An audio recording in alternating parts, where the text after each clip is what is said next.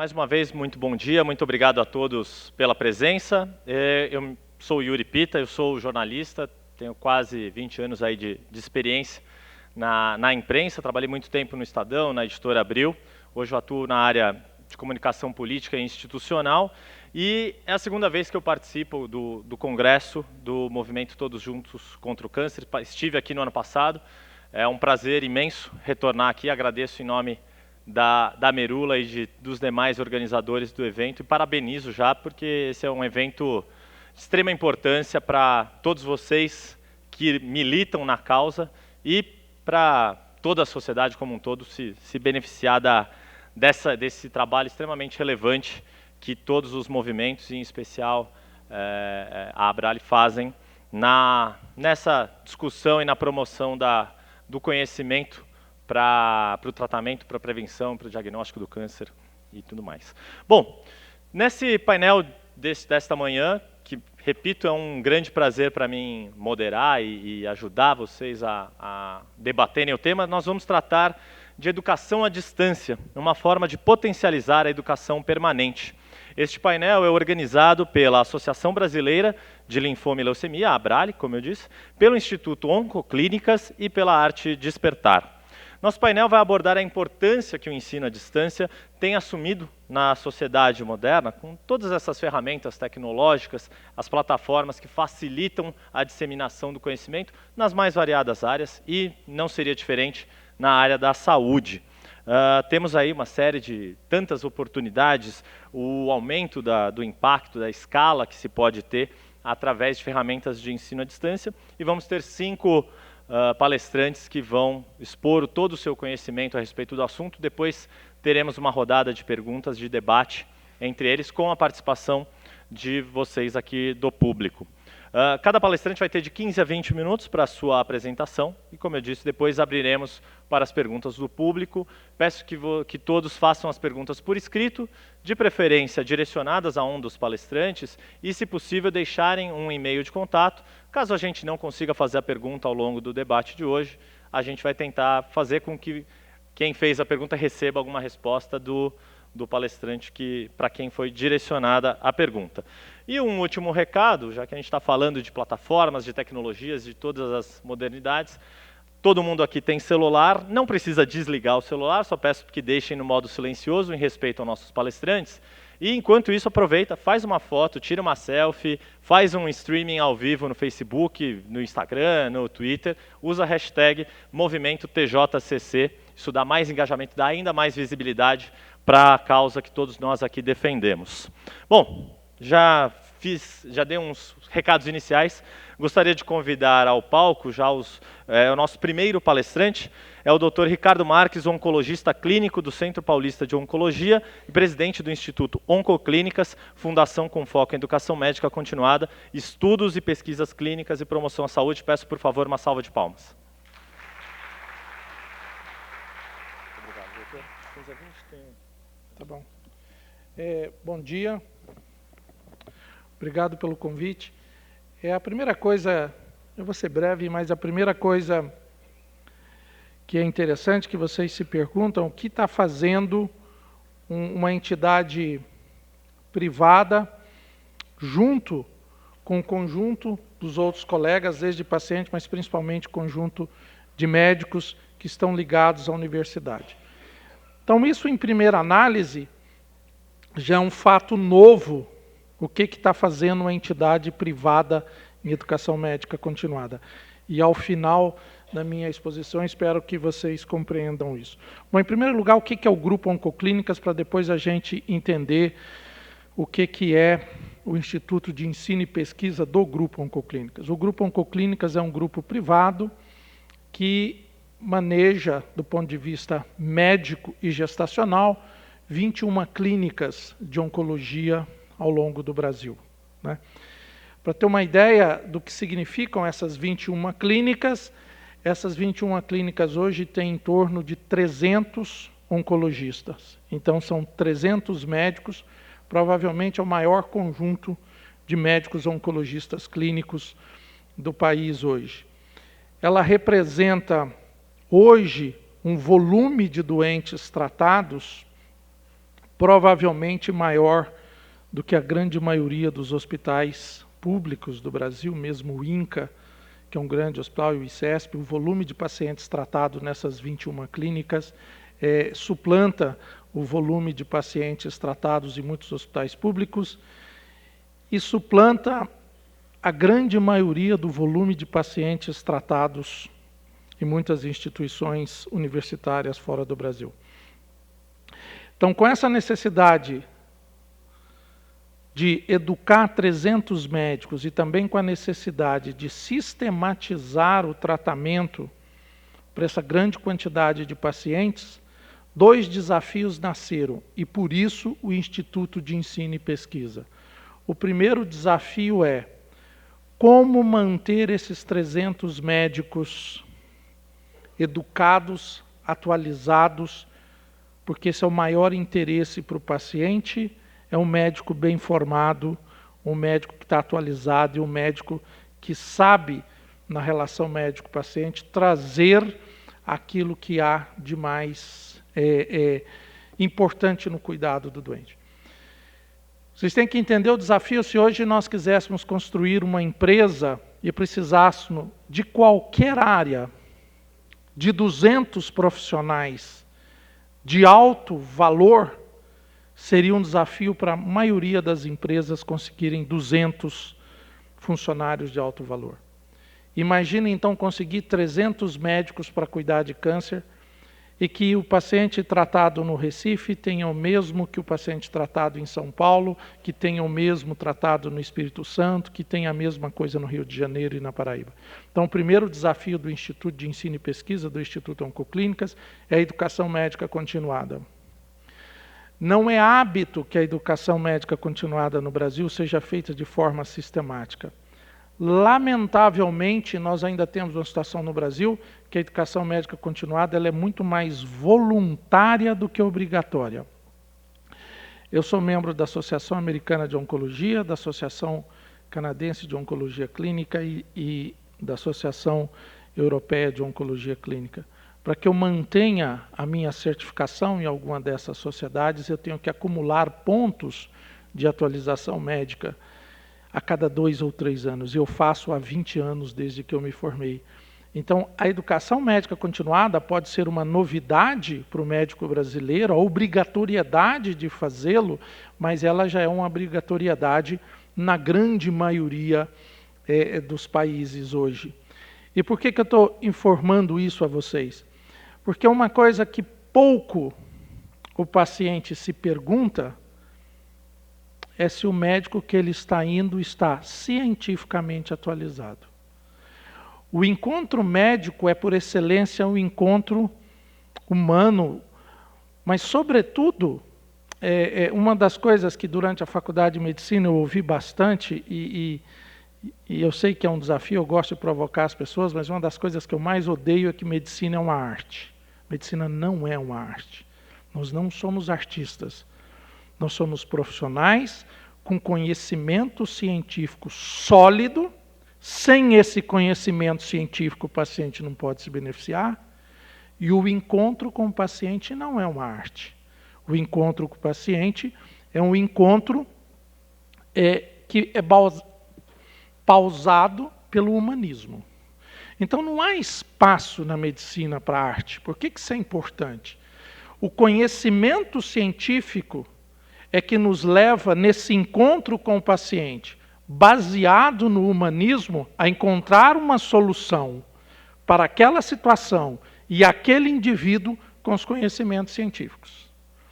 Mas esse encontro baseado no humanismo, se por detrás disso não houver uma forte formação científica, ele vai falhar naquilo que há de mais importante com o paciente, que é ter o seu sofrimento minimizado.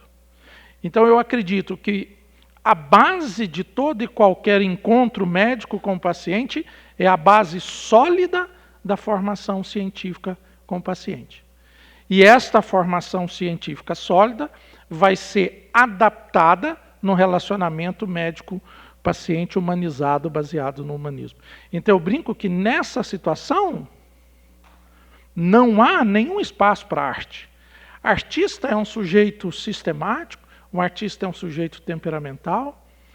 Então, como a gente costuma dizer, talvez a coisa que a medicina é uma arte venha de uma situação mais antiga, onde o médico tinha uma série de situações. Não há espaço para isso.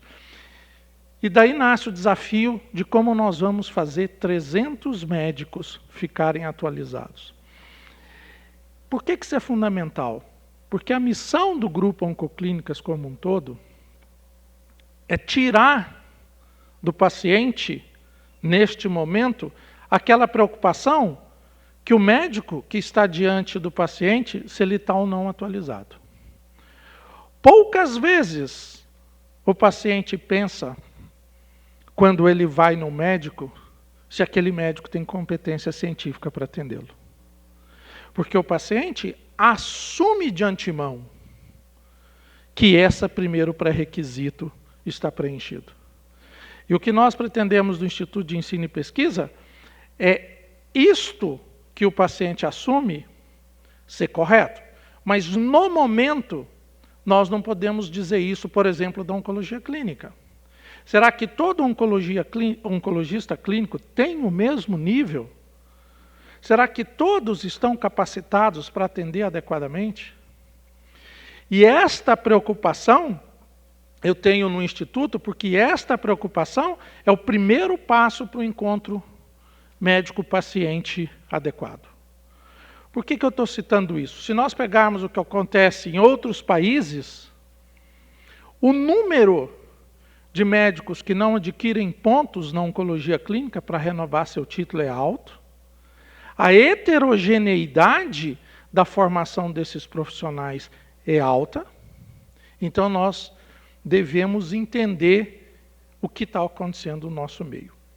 Para ajudar o Instituto de Pesquisa, e aí vem os mesmos desafios, nós acabamos nos associando com a Universidade Internacional, que é um hospital de câncer da Harvard, que é o Dana-Farber Cancer Institute, que nos ajuda nesse instituto dentro da educação médica continuada. A Harvard University e o Dana-Farber, que é o hospital de câncer, em 300 e poucos anos de história, nunca se associou a instituição fora dos Estados Unidos. É a primeira vez que ela se associa com a instituição fora dos Estados Unidos, foi com o Grupo Oncoclínicas e, mais do que isso, junto com o Instituto de Ensino e Pesquisa. Então, hoje, para um grande número de doenças, os nossos médicos podem, por exemplo, em câncer de mama, toda terça-feira, discutir as situações clínicas aqui, direto com a Harvard. A Harvard recebe nossos médicos para fazer educação médica continuada e vem ao país para treinar nossos médicos. E isto vem do reconhecimento de que nós precisamos de ajuda para educar os nossos próprios médicos. Um dado interessante nesse contato com a Harvard é que o Instituto de Câncer da Harvard, o Dana-Farber, tentou se expandir para vários hospitais perto de Boston e escolheu uma série de médicos que tinham seu título de especialista na Sociedade Americana de Oncologia. Qual não foi a surpresa que uma grande maioria desses médicos, quando submetidos aos padrões de conhecimento científico da Harvard, não conseguiam preencher os critérios para trabalhar como um todo. E essa troca de experiência nos fez pensar uma coisa no Instituto. Se essa é uma instituição de 350 anos e está querendo expandir em volta de Boston, e não acredita que o seu corpo clínico está adequadamente atualizado para atender os pacientes, quais serão os nossos números? Mas mais importante, como nós podemos colocar esses 300 pacientes, esses 300 oncologistas? Então esse é o primeiro desafio do Instituto de Ensino e Pesquisa, a educação médica continuada. Que aquela confiança que o paciente traz quando ele senta diante do médico, nós possamos honrar que esses médicos tenham a competência que o paciente espera que eles tenham. Porque eu costumo dizer, nós podemos aprender isso como sociedade médica e oferecer ao paciente, à população, um médico bem treinado, mas eu não gostaria que a gente se enveredasse pelo modelo americano, onde ficasse só na mão do paciente saber se aquele médico é atualizado, saber se aquele médico ia atrás. Então, eu acho que a sociedade médica precisa honrar e fornecer à população médicos capacitados para esse encontro com o paciente. Um segundo aspecto importante do Instituto é que isto é um instituto sem fins lucrativos, uma instituição privada. E isso é um modelo novo que nós estamos tendo que aprender, já que a gente não vem de um modelo. Outro dado importante do Instituto é a chamada pesquisa baseada no mundo real. Nós sabemos que quando o medicamento A, B ou C para o tratamento do câncer ele é liberado para ser utilizado no paciente, ele é liberado diante de estudos clínicos controlados que levam à aprovação do remédio. Mas após essa aprovação, o uso na população é um pouco diferente do estudo clínico. Mas mais importante, como que aquele determinado remédio ou aquele determinado paciente beneficia o paciente do mundo real? É uma outra preocupação do Instituto de Ensino e Pesquisa, que é a coleta dos dados do mundo real. Seguramente a peculiaridade do tratamento de um câncer de mama, de uma leucemia, de um câncer de pulmão, num conjunto de pacientes brasileiros, não pelo fato de serem brasileiros, mas todas as circunstâncias que vão envolver recurso para tratar, educação do paciente, quanto ele está informado, como ele obtém recursos na comunidade, isso vai resultar um tratamento que só é peculiar daquela situação. Um dos desafios que eu coloquei no Instituto de Ensino e Pesquisa para o nosso conjunto de médicos, se os senhores forem nas reuniões da oncologia clínica ou mesmo da hematologia em tumores no Brasil, quase 100% dos slides projetados numa conferência médica são os slides dos trabalhos científicos, todos muito importantes, da literatura internacional. Então eu fiz um desafio no Instituto de Ensino, que em 5 anos do Instituto de Ensino, a ideia é que cada médico pudesse apresentar nos congressos os dados ilustrativos, sim, dos estudos acadêmicos nos Estados Unidos, mas que a gente pudesse dizer o que ocorre com cada um dos tratamentos nessas 21 unidades, nesses inúmeros. E esse desafio não serve para o Instituto, esse desafio serve para toda a instituição de câncer no Brasil. Se hoje nós perguntarmos para o médico quanto tempo vive um câncer de pulmão no seu serviço, quantos pacientes ele tratou no ano passado, quantos que ele sobreviveram, quanto que ele internou, a maioria das instituições não tem essas respostas. Então, um segundo desafio do Instituto é gerar conhecimento a partir da realidade nacional. E nós vamos poder, a partir dessa realidade nacional, entender se o que nós estamos conseguindo para os pacientes, como isso se compara com o que há de melhor em muitos lugares do país. Será que o que eu trato aqui, eu estarei servindo tão bem o meu paciente, como se ele estivesse tratando na instituição de ponta, fora do Brasil, A, B ou C? É possível que sim, mas eu preciso saber. E se nós não temos esse nível de excelência, medido, quantificado, como é que nós podemos trazer ao paciente este nível que o paciente merece? Eu tenho um grande desafio no Instituto de Pesquisa, que é tornar transparente e visível o resultado dos nossos tratamentos para os pacientes. Esta transparência é o que há de mais precioso quando o doente precisa da ajuda médica.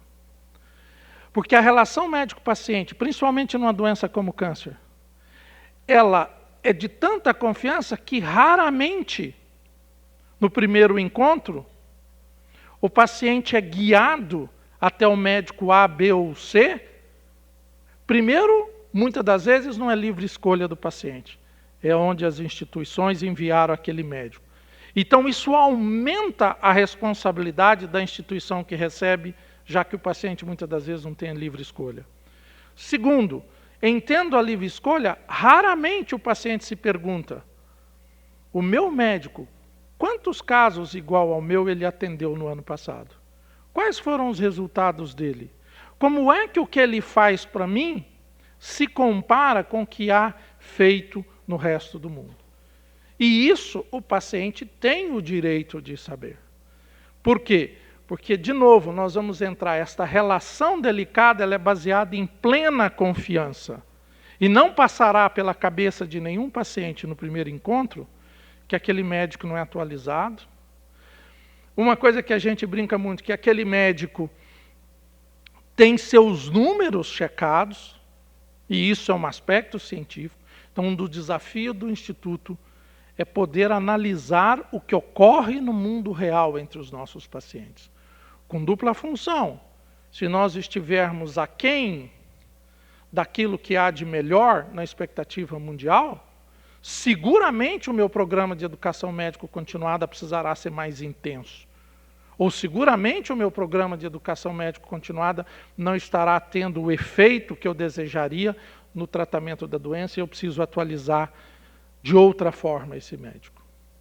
Mas também, ao saber o que ocorre, eu posso estabelecer para o paciente um padrão baseado num algo mais palpável, que quando o paciente, ao procurar a instituição A, B, C ou D no Brasil, ele possa saber que os resultados do tratamento daquele paciente ou daquela doença são transparentes. Então, no fundo, o que nós buscamos no Instituto são dois desafios: educar e ser transparente em relação aos nossos resultados, né? Eu acho pouco provável que um paciente gostaria de tratar com o médico A ou a instituição A, se na transparência dos dados ele soubesse que na instituição A ou no médico A ele não conseguiu ter os pontos suficientes para se atualizar no ano passado. Ou que este médico A ou essa instituição A tem uma sobrevida e uma taxa de cura do câncer que se iguala a certos padrões, mas o paciente poder ter a segurança de que aquele encontro médico-paciente foi baseado num aspecto humanitário, mas, sobretudo, que o que ocorreu antes desse encontro médico-paciente foi um enorme esforço do Instituto de Ensino e Pesquisa em oferecer ao paciente um médico qualificado e, sobretudo, um instituto que possa trazer transparência aos resultados do tratamento do câncer. Muito obrigado.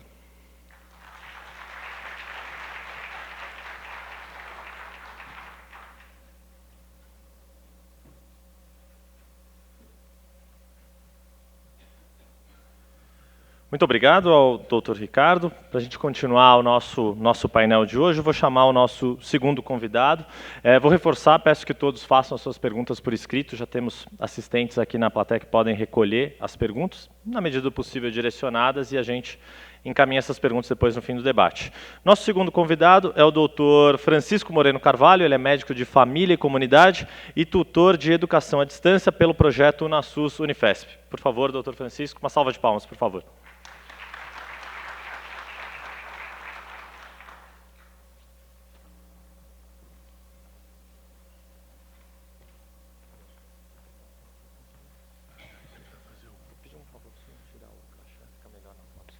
Tá bom, só melhor na foto. Só pedir só para tirar o crachá para ficar melhor na foto. Fica melhor na fita, né? Tá bom. Só que aqui tem que ser... Bom dia a todos, a todas. É com imenso prazer que eu fui convidado e aceitei o convite para participar desse evento tão importante, de um assunto que é vital e fundamental para todos nós, não é? E, bom, em primeiro lugar, deixa eu contar um pouco. Talvez boa parte de vocês nunca viram ninguém da minha espécie. Eu sou da espécie, o famoso médico do postinho, né? Eu sou médico da atenção básica.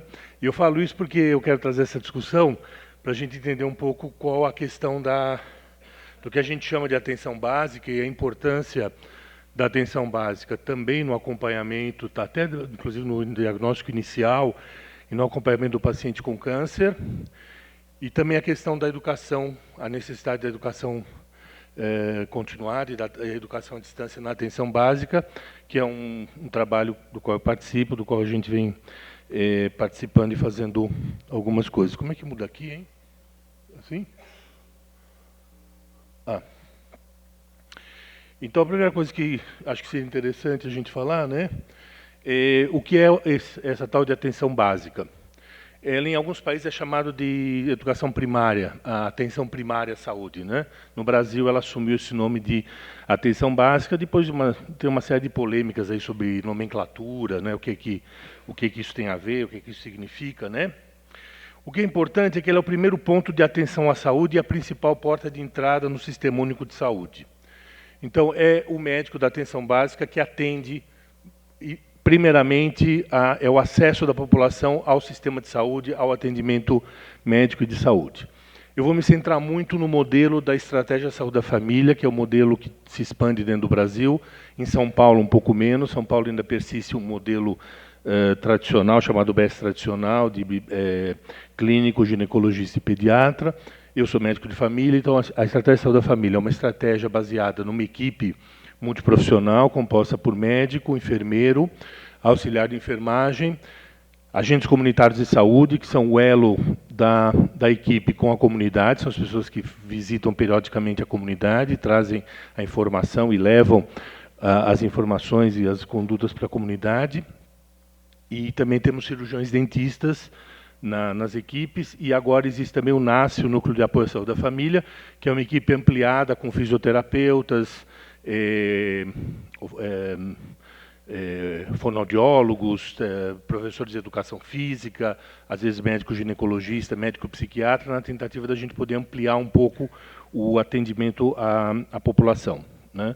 E essa, então, é uma equipe que trabalha, ela é responsável por um território. A atenção básica e a Estratégia Saúde da Família se responsabiliza por um território que deve ter, pelos cálculos, não mais que 3.600 pessoas, seriam mais ou menos 1.000 a 1.200 famílias. Na nossa realidade, isso nem sempre é cumprido, o que gera uma série de problemas. E você é responsável por essa população. Então, aqui nós temos um primeiro dado interessante, que a gente vai também falar mais adiante, que é o seguinte: o paciente da atenção básica, ele não tem alta. Nós médicos da atenção básica, da Estratégia de Saúde da Família, trabalhamos com uma condição que, às vezes, a gente não aprende isso nas faculdades, né?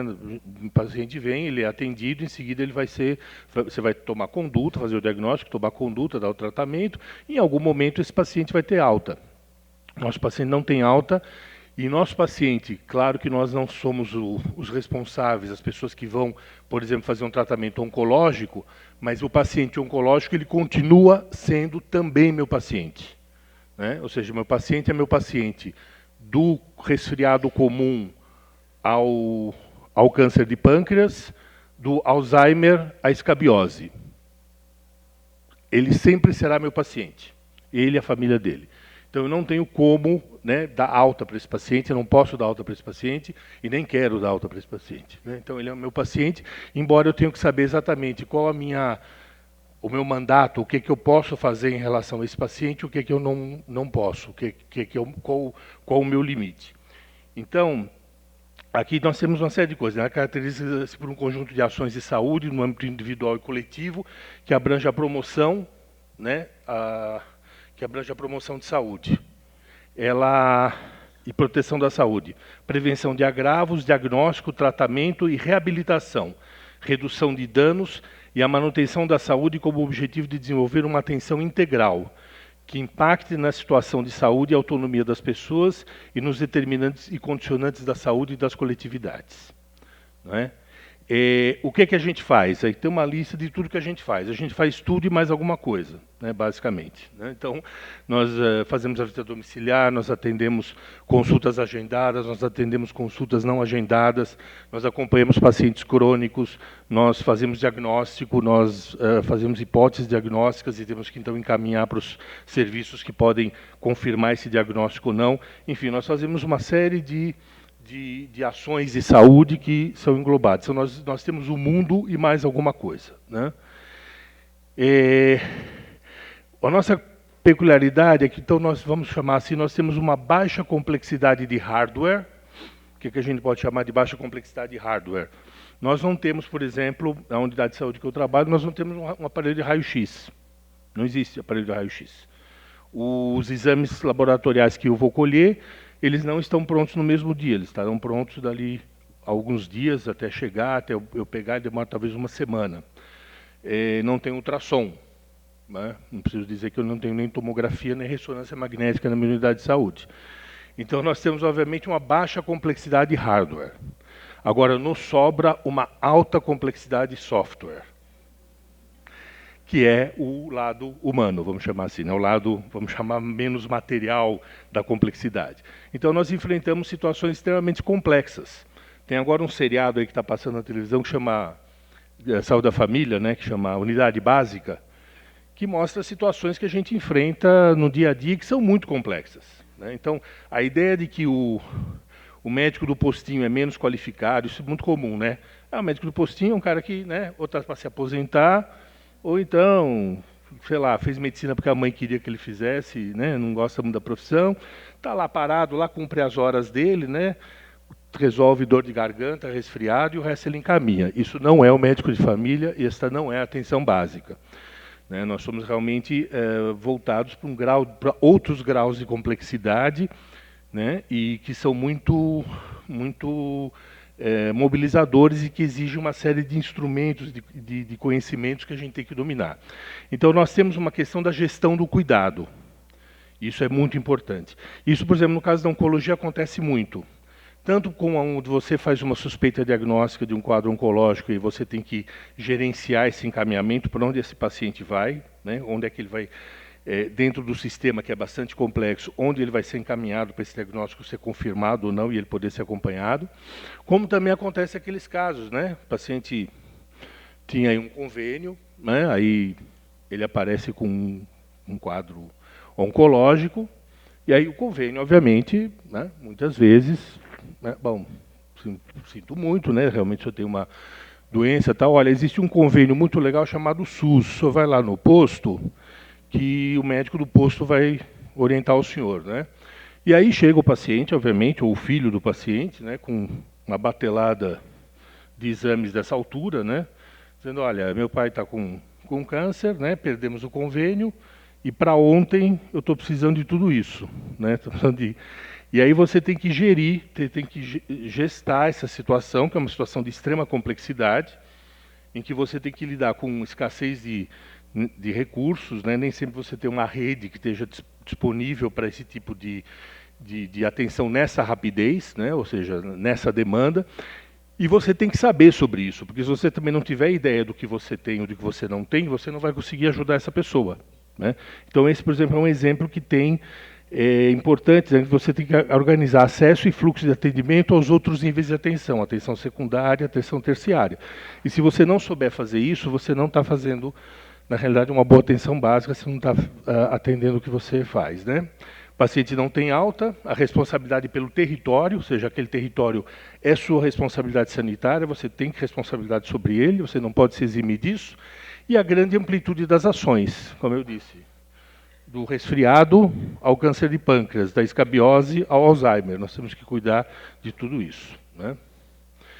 Só para a gente ter uma ideia, em São Paulo, no município, nós temos 451 unidades de atenção básica, são 1.202 equipes de estratégia de saúde da família, 105 equipes de núcleos de apoio à saúde da família, o NASF, 98 AMAs, 12 horas, desses 98 AMAs, 12 unidades funcionam 24 horas, e temos atendimento odontológico em 446 unidades básicas de saúde. Essa é a rede de atenção básica no município de São Paulo. Em termos de Brasil e São Paulo, nós temos, para uma população... Eu não estou passando aqui, né? Espera aí. Estou esquecendo aqui. Então, por uma população de 193 milhões de habitantes, são 5.468 municípios cobertos pela estratégia de saúde da família, com uma população de 125 milhões com cobertura, 64,6% de cobertura geral e 40.716 equipes de saúde da família no Brasil. No estado de São Paulo, são 5.168 equipes, e em São Paulo, município, são 1.202. Né? Então, aqui a gente começa com um problemão. Quer dizer, esse é o tamanho do que nós temos, o tamanho e a distância. Né? Então, nós temos uma necessidade de educação permanente, isso é óbvio, como o próprio colega que me antecedeu falou, educação médica, educação permanente e medicina tem que estar absolutamente interligados. Você não existe, eu sou médico, parei de estudar, agora eu vou fazer medicina. Você, né, sorry, você não vai parar de estudar o resto da sua vida. Né? Então, como é que a gente atua com tantos profissionais? Essa extensão geográfica, se nós falamos em São Paulo, que já é complicado, vocês imaginam a gente pensar em São Paulo e Brasil. Tem estratégia da família no interior do Tocantins, na Amazônia, em vários lugares. Né? Como educar dentro de custos viáveis para o sistema? Não adianta você montar um sistema de educação que não seja viável economicamente, que não seja capaz. Né? E como a gente adequa a educação a trabalho? As pessoas estão trabalhando. Como é que você tira essa pessoa do trabalho para ele se educar? Você suspende a agenda dele por uma tarde, faz um curso para ele? Como é que você monta esse sistema em várias unidades, um sistema todo? Você acaba ficando louco, né? Você não consegue fazer isso. Fica realmente muito difícil. Então, nós temos as várias modalidades de EAD, né, de educação à distância, que a gente acaba aplicando, os chamados MOOCs, né? Massive Open Online Course, que é aquele curso em que você coloca uma pessoa basicamente falando, né, um palestrante, você filma e aí você depois dissemina isso pela rede.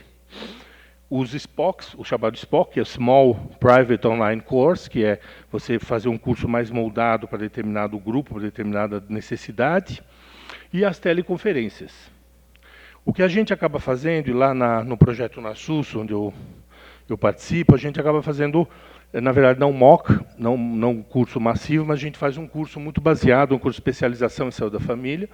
A gente faz um curso, é um dos cursos ofertados, né, para médicos, enfermeiros e dentistas, onde a gente tem um curso que é um material à distância, a gente faz a participação do fórum, o aluno tem que discutir com o tutor no fórum para a gente discutir os temas que estão sendo estudados, e depois existe um encontro presencial bimestral, em que a gente se encontra para aferir e fazer algumas atividades. Nesse ínterim ele também recebe uma orientação para fazer o seu TCC, e no final ele apresenta um trabalho de conclusão de curso, que deve ser um projeto de intervenção. Existe também o Ambiente Virtual de Aprendizagem do SUS, o AvaSUS, que foi montado pelo Ministério da Saúde, junto com a Universidade Federal do Rio Grande do Norte, no sentido de possibilitar a formação continuada, especialmente para o programa Mais Médicos, que é um programa que também se expande para o Brasil inteiro. Eu também sou supervisor no programa Mais Médicos, e ele tem uma expansão territorial bem grande. E o Telesaúde, que a Prefeitura de São Paulo tem um projeto, outras prefeituras, em que você consegue, ou via TV, ou via conversa, você consegue ofertar algum tipo de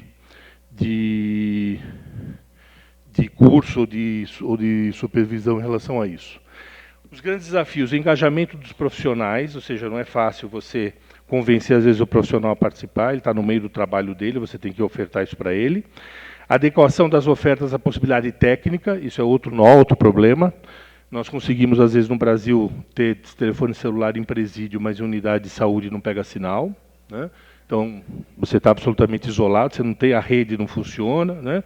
Então, também não adianta fazer aquele curso super, hiper sofisticado, né, em que você tem uma cidade virtual em 3 dimensões, etc. Se você tem um Lentium, né, uma máquina ali que não consegue suportar esse material, e você não vai conseguir fazer. Né?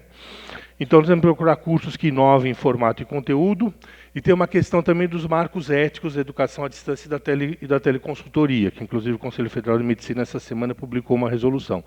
Então, é proibida a questão da consulta à distância, né? Ela não pode ser feita, você tem que ver o paciente, você tem que ver, olhar, conversar com o paciente. Você pode fazer teleconsultoria, mas você não pode fazer o limite da teleconsulta tem que ser muito delimitado do ponto de vista ético, e isso tem que ter também alguns cuidados em relação a isso. E outra questão é a formação de equipes que possam trabalhar com teleconsultoria, que também não é fácil você encontrar profissionais que possam trabalhar nesse sentido. E só para resumir um pouco a nossa situação, né, eu vou colocar aqui Isso aqui é um cartaz de um lugar de atendimento, né, que está colocado do lado da sala do médico. Atenção, proibido o uso de celulares durante a consulta. E a minha pergunta é se a gente tem que mudar esse hábito ou não, né? O que é que significa a proibição de uso do celular? Aqui se entendeu que o médico ia estar conversando, né, durante a consulta, e aí, obviamente, né, o recado, ó, doutor, não fique falando durante a consulta da frente do paciente. Mas se você pensar o celular como instrumento de acesso à educação, você não tem sentido você proibir, você tem que incentivar o bom uso do celular durante a consulta, e não proibi-la. E aqui tem uma questão, então, de como é que a gente revê e como é que a gente tem que mudar um pouco os nossos hábitos, a nossa maneira de pensar e de atuar em relação a isso, né? Então, basicamente, é isso. O tempo já estourou há um bom tempo, né? Então, queria agradecer. Muito obrigado.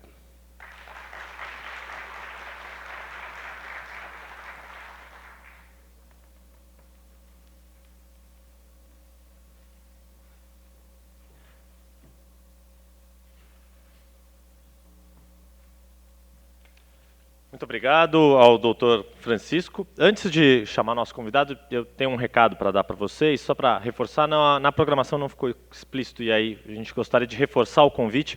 Hoje, às 3 da tarde, às 15 horas, vai ter o painel Câncer de Cabeça e Pescoço, que é organizado pela Associação de Câncer de Boca e Garganta, a FAG, e tem uma participação mais do que especial do coral Sua Voz, do Hospital AC Camargo.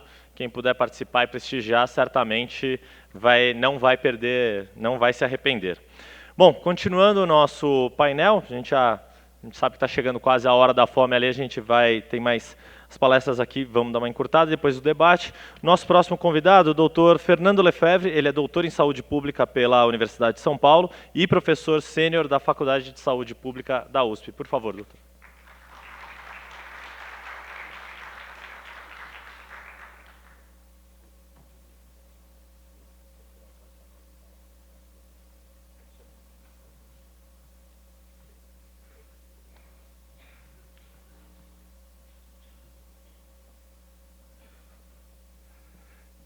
Bom dia. Eu decidi não falar esse PowerPoint. Então peço, por favor, que retire o PowerPoint, que eu vou falar outra coisa, porque eu decidi falar da minha vida, porque eu acho que isso é importante. E nesse painel, eu acho que isso é muito mais significativo do que o que eu estava imaginando falar.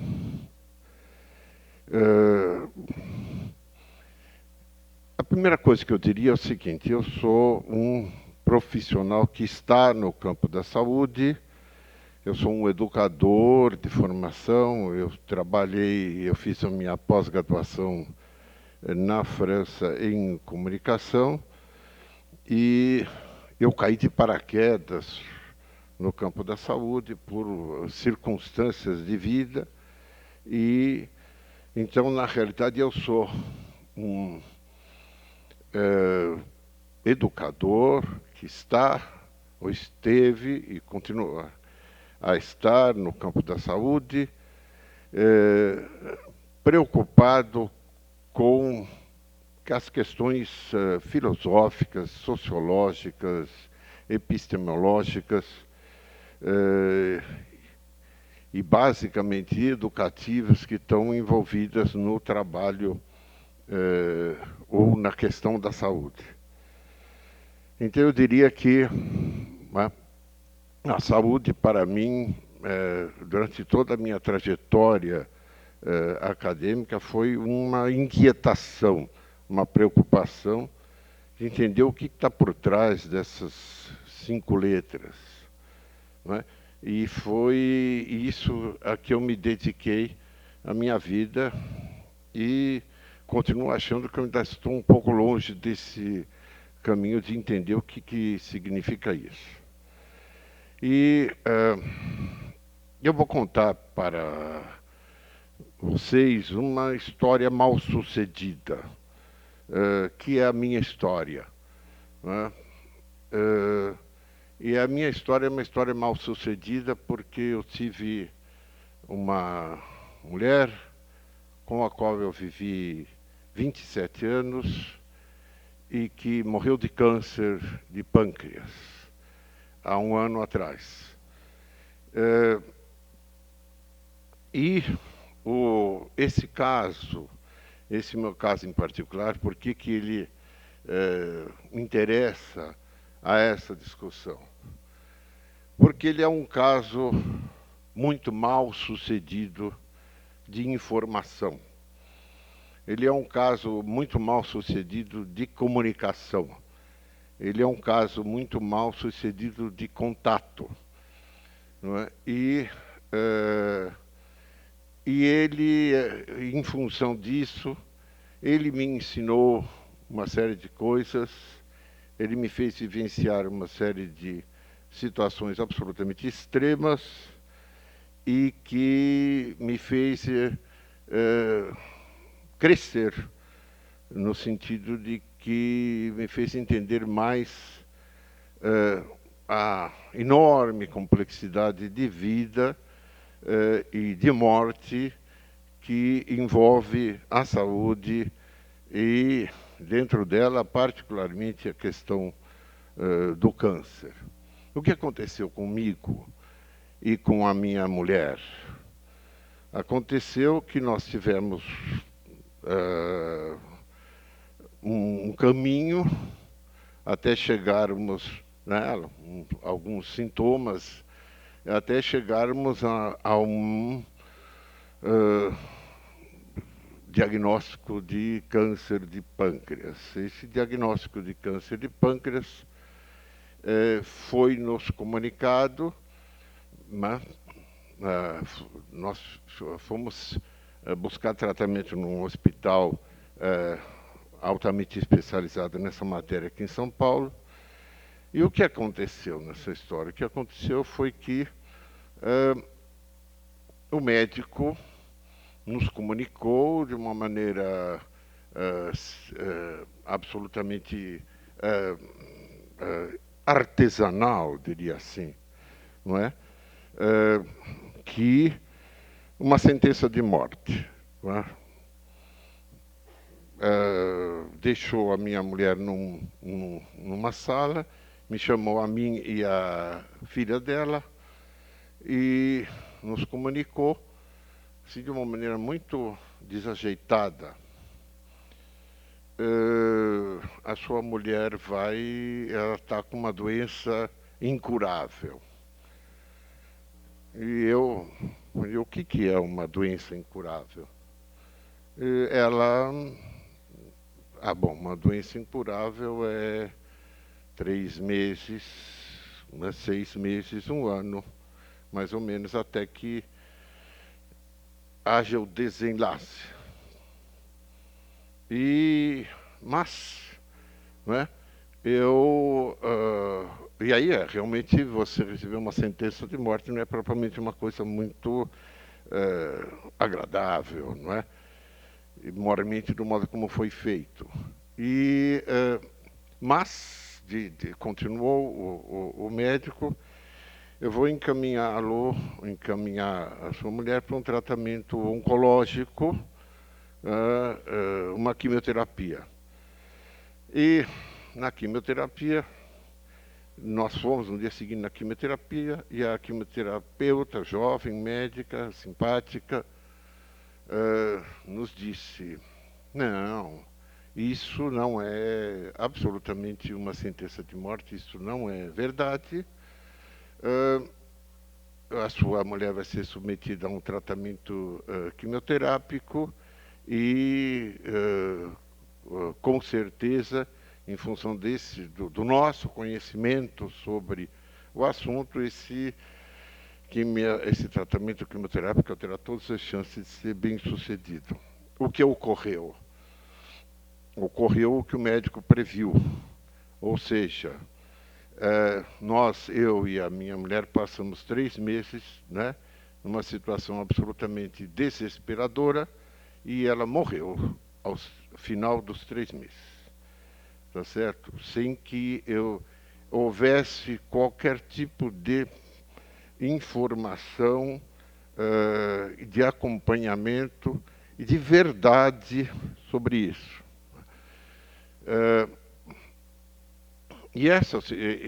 Bom, a partir dessa situação, é lógico que, evidentemente, isso causa um enorme trauma na pessoa, em mim particularmente, e eu passei o tempo de luto refletindo, e isso foi para mim fundamental, fazer essa reflexão sobre o que aconteceu comigo, particularmente, e o significado que tem isso em termos de entender o mundo que a gente vive, entender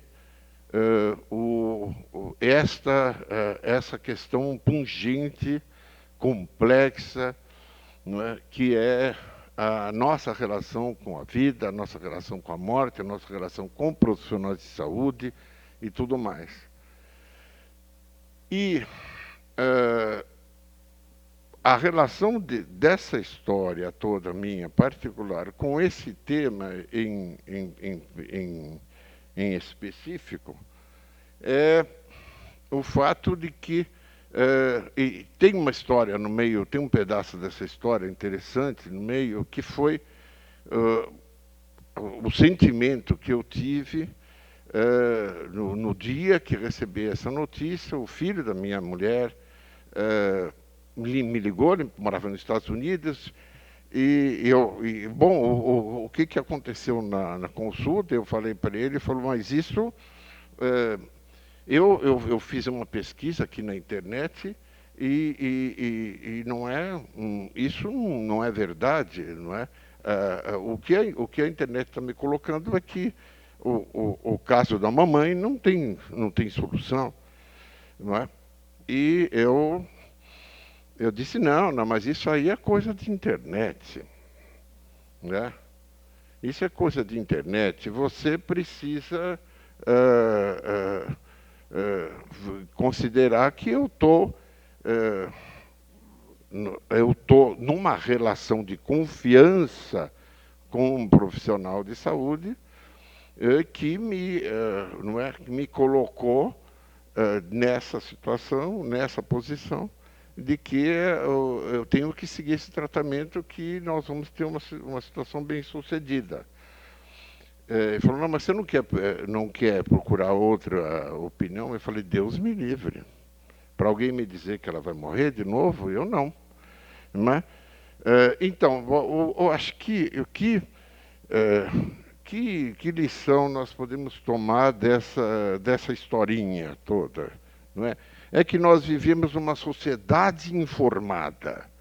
Nós vivemos numa sociedade onde o conjunto das pessoas é bombardeado, o conjunto dos técnicos, das pessoas, dos profissionais, de todos nós somos permanentemente bombardeados por um sistema de informação, por um conjunto, por uma massa assim, absolutamente fantástica de informações que circulam no mundo globalizado. E isso é bom? Essa é a pergunta que eu me faço. Isso é bom? Resposta é, com certeza. Eu sou um partidário fervoroso dessa disseminação generalizada de informação. Mas informação uma informação não gera sentido. Não é? Uma informação em si não gera sentido. Uma informação ela tem que ser processada pelas pessoas para que essa informação possa ter sentido. Ou seja, o que eu queria colocar aqui é essa situação que nos envolve, é o fato de vivermos todos em um mundo hiperinformado. Isso é bom, isto é bom, isto é bom.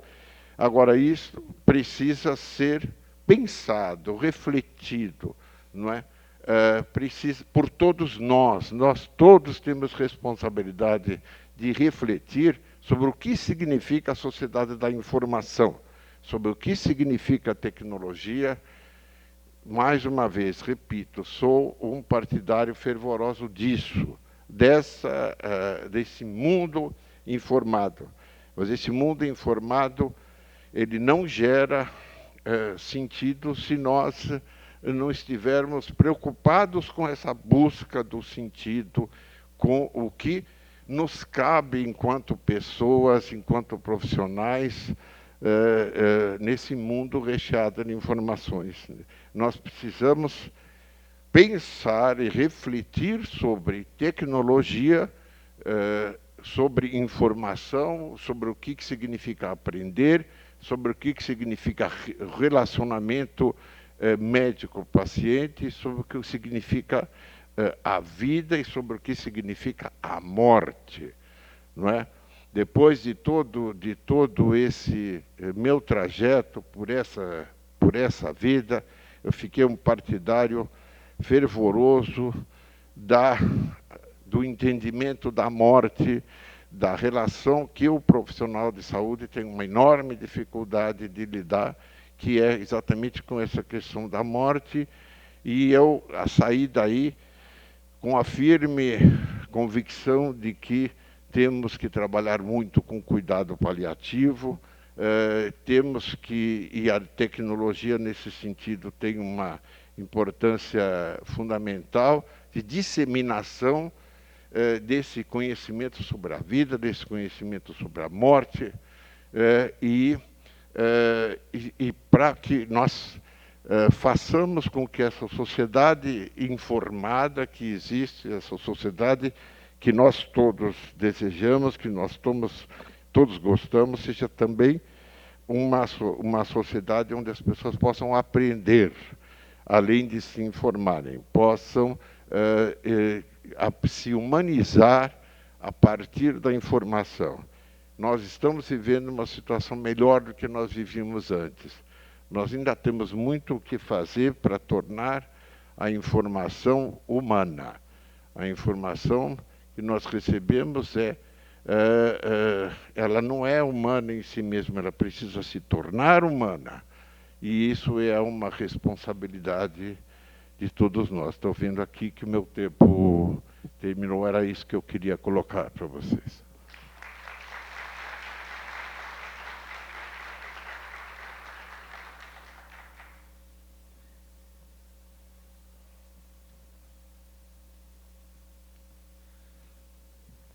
Agradeço mais uma vez, doutor Fernando Lefebvre, e pela grandeza dessa história, acho que ninguém vai passar incólume pelo que a gente ouviu aqui. Muito obrigado. Não é só a informação que transforma as pessoas, é conhecimento e é humanidade. Continuando nossa palestra, nosso painel, nosso quarto convidado é o doutor Alexandre Holthausen Campos. Ele é pós-doutor em Medicina Interna pela Universidade de Atlanta e médico do Hospital Israelita Alberto Einstein. Uma salva de palmas, por favor.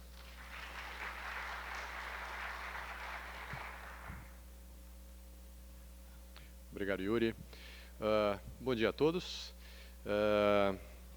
Eu queria inicialmente fazer um disclosure.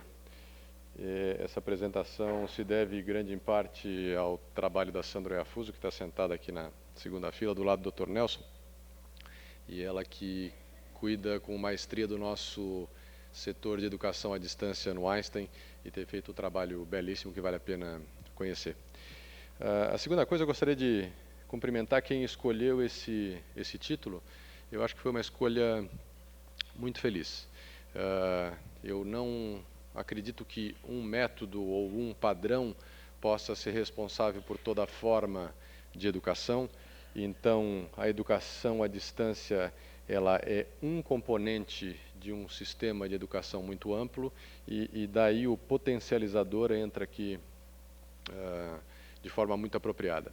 O segundo aspecto é troca de conhecimento.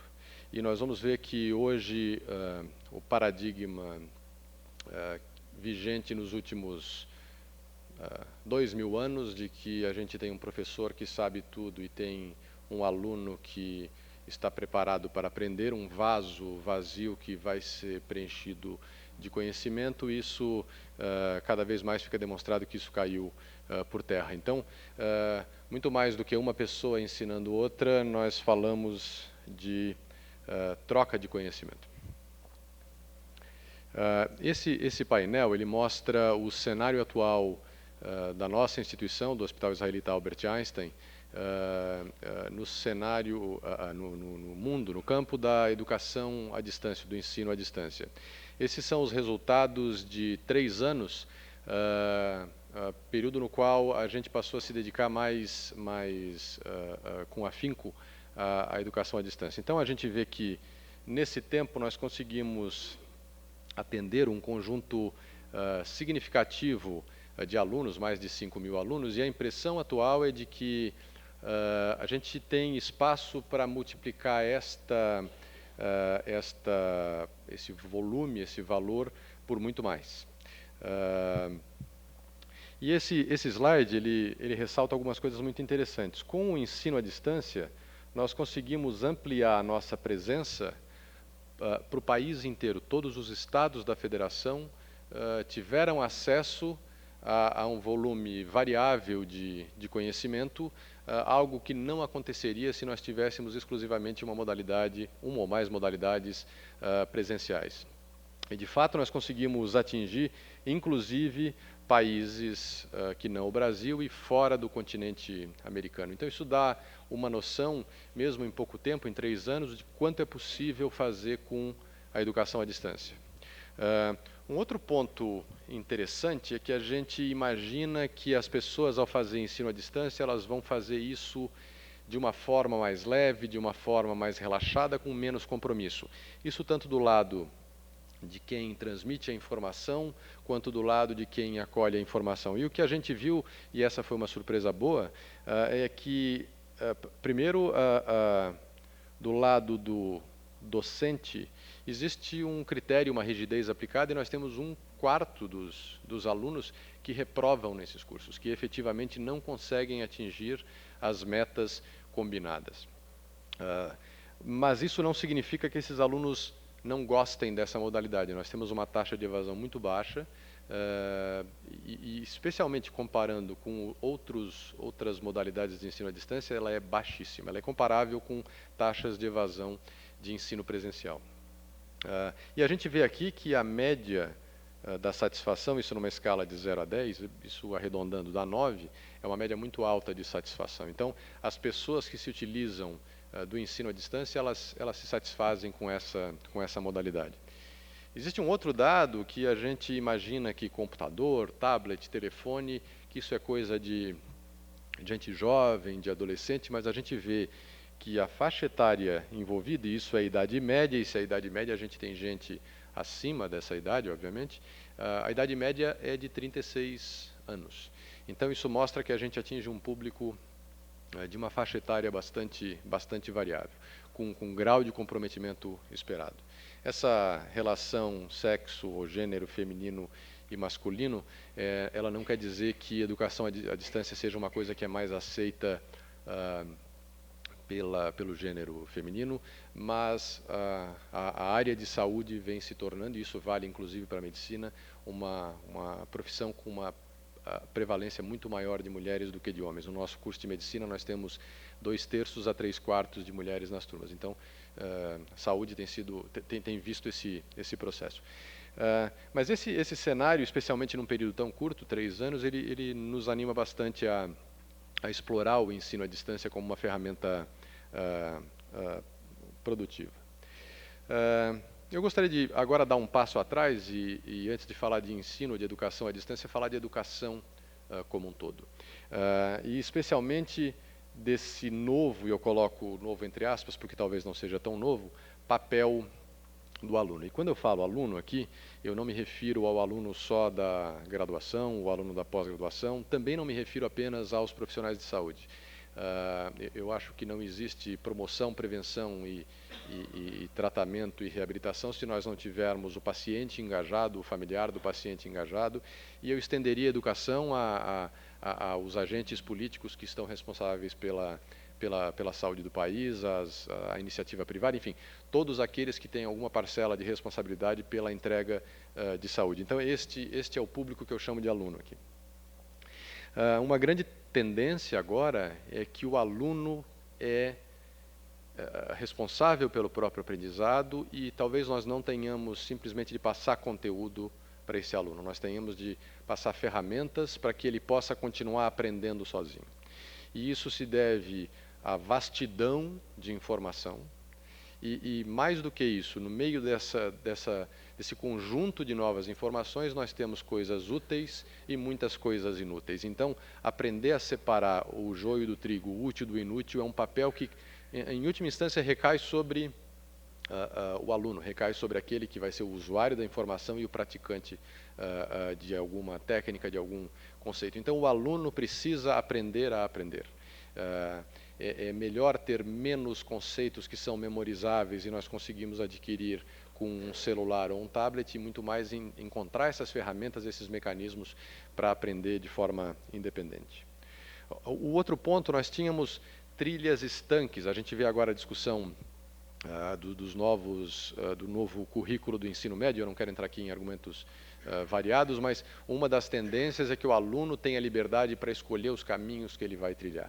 E isso é muito mais verdade para aquele profissional que já é formado, já está na carreira, ou para o próprio paciente. A gente faz a nossa trilha, a gente escolhe os componentes que vão formar esse quebra-cabeças da educação continuada. Então, cada aluno tem a sua trilha e nós devemos estar preparados para isso. Um terceiro ponto é que o aluno sai do papel passivo e ele passa a ter responsabilidade dominante. Essa relação que se estabeleceu entre mim e vocês agora, ela tende a desaparecer. Talvez o momento que nós tenhamos aqui do debate que se segue às apresentações seja o mais importante. Então, no momento eu falo e vocês escutam e a gente vai ver que isso é pouco efetivo, tanto para a retenção do conhecimento, quanto especialmente para a aplicação prática do que se diz. Então, o aluno passa a ter responsabilidade dominante na construção e na aplicação do conteúdo. E antes a gente tinha livro, a gente tinha alguns artigos que vinham pelo correio, hoje a gente tem uma multitude de mídias, uma multitude de fontes, e é o aluno, em última instância, que decide qual fonte ele vai utilizar, e isso depende de quão atrativa, de quão confiável ele julga ser essa fonte. E ele vai montar esse quebra-cabeça, então a gente deve estar preparado para isso. Esse aluno não vai beber apenas da nossa fonte, ele vai consultar várias outras fontes. Nós tivemos um exemplo disso nesse belo depoimento que a gente ouviu há alguns minutos. E a educação mais moderna, e por moderna eu digo nos últimos 10, 15 anos, ela tem uma série de tendências e essas tendências impõem desafios. A primeira delas é que o ensino hoje é baseado no aprendizado em equipe, especialmente na área de saúde. O trabalho em equipe produz muito mais. E se nós começarmos do fim, e não começo-fim, mas de finalidade, em saúde o nosso fim é o paciente. Então, se nós nos concentrarmos no paciente, nós devemos ver que, e a gente ouviu um relato da eficiência da equipe da saúde e da família, o papel médico-cêntrico deve dar lugar a um papel de um trabalho de equipe multidisciplinar. Então, o aprendizado se faz em equipe. E existe uma vantagem adicional, além de atender ao paciente, que o serviço em equipe ele potencializa o aprendizado. Então, nesse sentido, 1 mais 1 dá mais do que 2. Então, quando nós aprendemos em equipe, a gente vai mais longe. O outro ponto é que as formas atuais de ensino, elas priorizam tanto o conhecimento, as questões cognitivas, quanto as competências não cognitivas. Comunicação, relacionamento interpessoal, capacidade de tomada de decisão, são coisas extremamente importantes para que o conhecimento possa ser colocado em prática. Então, quando nós montamos determinado curso, determinada atividade, a gente deve levar em conta também as competências cognitivas, que são tão ou mais importantes que as competências tradicionais, as competências cognitivas. Nós não podemos deixar de prestar atenção em contexto e aplicação. Então, uma informação que é verdadeira e aplicável num contexto, ela pode ser inútil em um contexto diferente. E como é que nós aplicamos isso é uma coisa muito importante. Então, se o aluno não enxerga, ou se o alvo do nosso da nossa atividade não enxerga onde ele pode aplicar aquilo, como aquilo pode se transformar em realidade, o interesse e a retenção caem sobremaneira. A gente precisa dar um conceito de validade, aquele conceito é válido, ele foi testado e ele resiste à análise. Mas também um conceito de valor, não basta ser válido, ele tem de conferir valor àquela trilha pessoal do indivíduo e aos alvos finais daquele indivíduo, os pacientes, por exemplo. Nós precisamos ter integração tanto de conhecimento, e a gente fala em integração horizontal e integração transversal no tempo, e a gente precisa ter multidisciplinaridade, e o aluno procura respostas úteis e respostas rápidas. Isso não quer dizer que nós devamos transformar o processo em formação de práticos. Fundamento, conceito, isso é extremamente relevante, mas conceito destituído de utilidade, ele reduz muito a importância. Então, a prática deve ser aliada ao fundamento. E a gente deve estar preparado porque existe um grau muito grande de experimentalismo. O aluno testa coisas e ele vê se aquilo funciona melhor ou pior, e ele, no meio do caminho, a gente pode perder o aluno ou pode fidelizá-lo se nós não tivermos abertura para esse tipo de ação. E, obviamente, quando a gente fala de ensino à distância, mas com qualquer forma de ensino, a gente deve pensar como é que nós vamos disseminar isso de forma que validade e valor se mantenham a um custo razoável, um custo aceitável. E nesse cenário a gente precisa de um novo professor. Então não basta eu mudar o aluno e mudar o meio se eu não mudar o professor. E aí vem uma questão, talvez o maior desafio. Todos nós fomos educados num modelo antigo. Como é que a gente agora entra nesse modelo novo? Então o aluno aceita praticamente qualquer modelo, mas o professor tem o seu modelo mental, digamos, antiquado. Ele precisa evoluir. Isso não é fácil. Não é fácil mesmo quando o professor está imbuído de vontade. O professor continua sendo aquele que conhece, o expert em conteúdo. A gente não pode abrir mão disso. Nós não podemos ter simplesmente um moderador que dirima dúvidas. A gente precisa de alguém que realmente conheça o conteúdo. Mas ele passa a ter um papel de mediador, de facilitador nesse sentido. Então a gente fala que a gente deixa de ter the sage on the stage, que é o sábio no palco, e passa a ter the guide on the side, que é aquele guia que anda junto com o aluno, mas que empodera o aluno para que ele possa realmente aprender. O professor deve ser aquele que desafia o aluno, e isso no ensino à distância às vezes se torna mais difícil. A distância, e a gente não consegue capturar as reações dos alunos, talvez isso às vezes pareça mais difícil, mas isso é completamente factível. E ele tem de se sentir confortável com o papel de coadjuvante. Ele agora não é mais a estrela principal no processo de aprendizado. Isso deve valer também no ensino à distância. A outra coisa é que as metas que ele traz, elas têm de ser realistas, atingíveis e ajustadas ao ambiente e não à sua expertise. A gente não deve ensinar só aquilo que a gente acha que sabe e que é importante. A gente deve ensinar aquilo que é importante para a audiência, especialmente para a realidade daquela audiência. Então, nesse cenário, quando a educação à distância pode ser a resposta? Então, nós temos de nos preocupar se o conteúdo, se ele é apropriado para ensino à distância, se o método, se a gente pode contemplar através do ensino à distância esse método de trabalho em equipe, de prática, de contextualização, de contexto específico, de relacionamento interpessoal, de equipe, do aluno sendo o agente principal. Se a resposta for sim, a educação à distância tem um papel relevante. Perdão, como é que eu faço para voltar? Como é que é o acesso do aluno? Obviamente a gente tem de pensar. Qual é o tempo que esse aluno tem? Muita gente acha que ensino à distância é simplesmente para aquelas pessoas que não têm tempo. A gente precisa de tempo para aprender, isso não é verdade. Se esse aluno está atrás de alguma forma formal de certificação, isso é importante também. Qual é o papel dos agentes, quem é o professor, quem é o aluno, quem estes professores e alunos representam. O veículo, se simplesmente nós estamos atrás de ensino à distância como uma forma, um veículo para transmitir a informação, ou se a gente quer algo mais, e por fim, se nós conseguimos dar realismo a esse cenário. Esse é um trabalho interessante, e aqui eu tenho a fonte, e eles fizeram PET scan do cérebro de pessoas que viam informações, ouviam informações, falavam e, por fim, pensavam a respeito das informações. Então, vocês, nesse momento, vocês podem estar aqui com um pedacinho do cérebro de vocês ativados, ou talvez vocês estejam aqui. Este é o tipo de coisa que nós temos de buscar. Talvez alguns estejam aí em coma e nem isso a gente consiga ver, mas aquela discussão de método e de tendências faz com que a gente caminhe para este cenário ao invés deste cenário. E aí, muita gente falou de telemedicina e as limitações. Me lembra um pouco a história do Uber, não existia, agora existe, e a gente está lidando com essas novidades. E eu acho que telemedicina e teleeducação são praticamente a mesma coisa, obviamente, no cenário de saúde. Quando a gente ensina um paciente sobre como ele faz para aderir à medicação, eu estou educando ou eu estou tratando esse paciente? Quando eu educo um médico, eu estou educando ou eu estou melhorando a vida de um outro paciente, e isso é telemedicina. Então, eu acho que essas duas áreas elas têm de ser vistas em conjunto, e a gente já tem experiências específicas na área de oncologia, de um conjunto de tecnologias, e aqui nós temos num nível crescente de complexidade, nível crescente de custo, e a gente vê que, quando começa a ler o que acontece aqui, eu não espero que vocês façam isso agora, mas confiem em mim, a gente vê que a gente tem, além de custo crescente, a gente tem um engajamento variável das pessoas, e o que está sendo feito ali é teleeducação e telemedicina.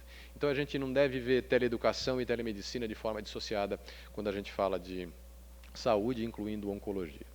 E no fim, a gente percebe que a gente precisa incluir outras modalidades para que aquelas trilhas sejam realmente completas. Então, eu coloquei aqui em vermelho, mas eu não pretendo que isso seja o mais importante, é só porque é o foco da apresentação, mas nós temos o ensino à distância, o ensino presencial, as múltiplas formas de simulação, o aprendizado prático, idealmente depois da simulação, nós temos a telemedicina, nós temos as coisas misturadas, ensino à distância com ensino presencial, e não nos esqueçamos das formas não mediadas, aquela parte que o aluno aprende sozinho por conta própria, independentemente de um professor ou de um mediador.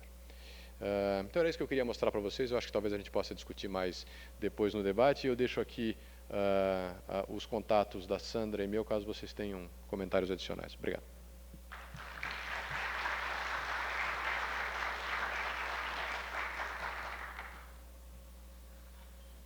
Muito obrigado ao doutor Alexandre. Aproveito para passar um recado. À medida que os nossos palestrantes, e não só desse painel, de outros painéis, permitirem, o site do movimento, do congresso, do movimento Todos Juntos contra o Câncer, vai disponibilizar o download dessas apresentações mediante autorização dos autores. E reforçar, a gente está indo para a nossa última palestra, aqui vai ter um debate aqui com perguntas do público, peço que façam as perguntas por escrito. Queria convidar ao palco a Merula Stigl, presidente da Abrale e idealizadora do movimento Todos Juntos contra o Câncer. Uma salva de palmas, por favor.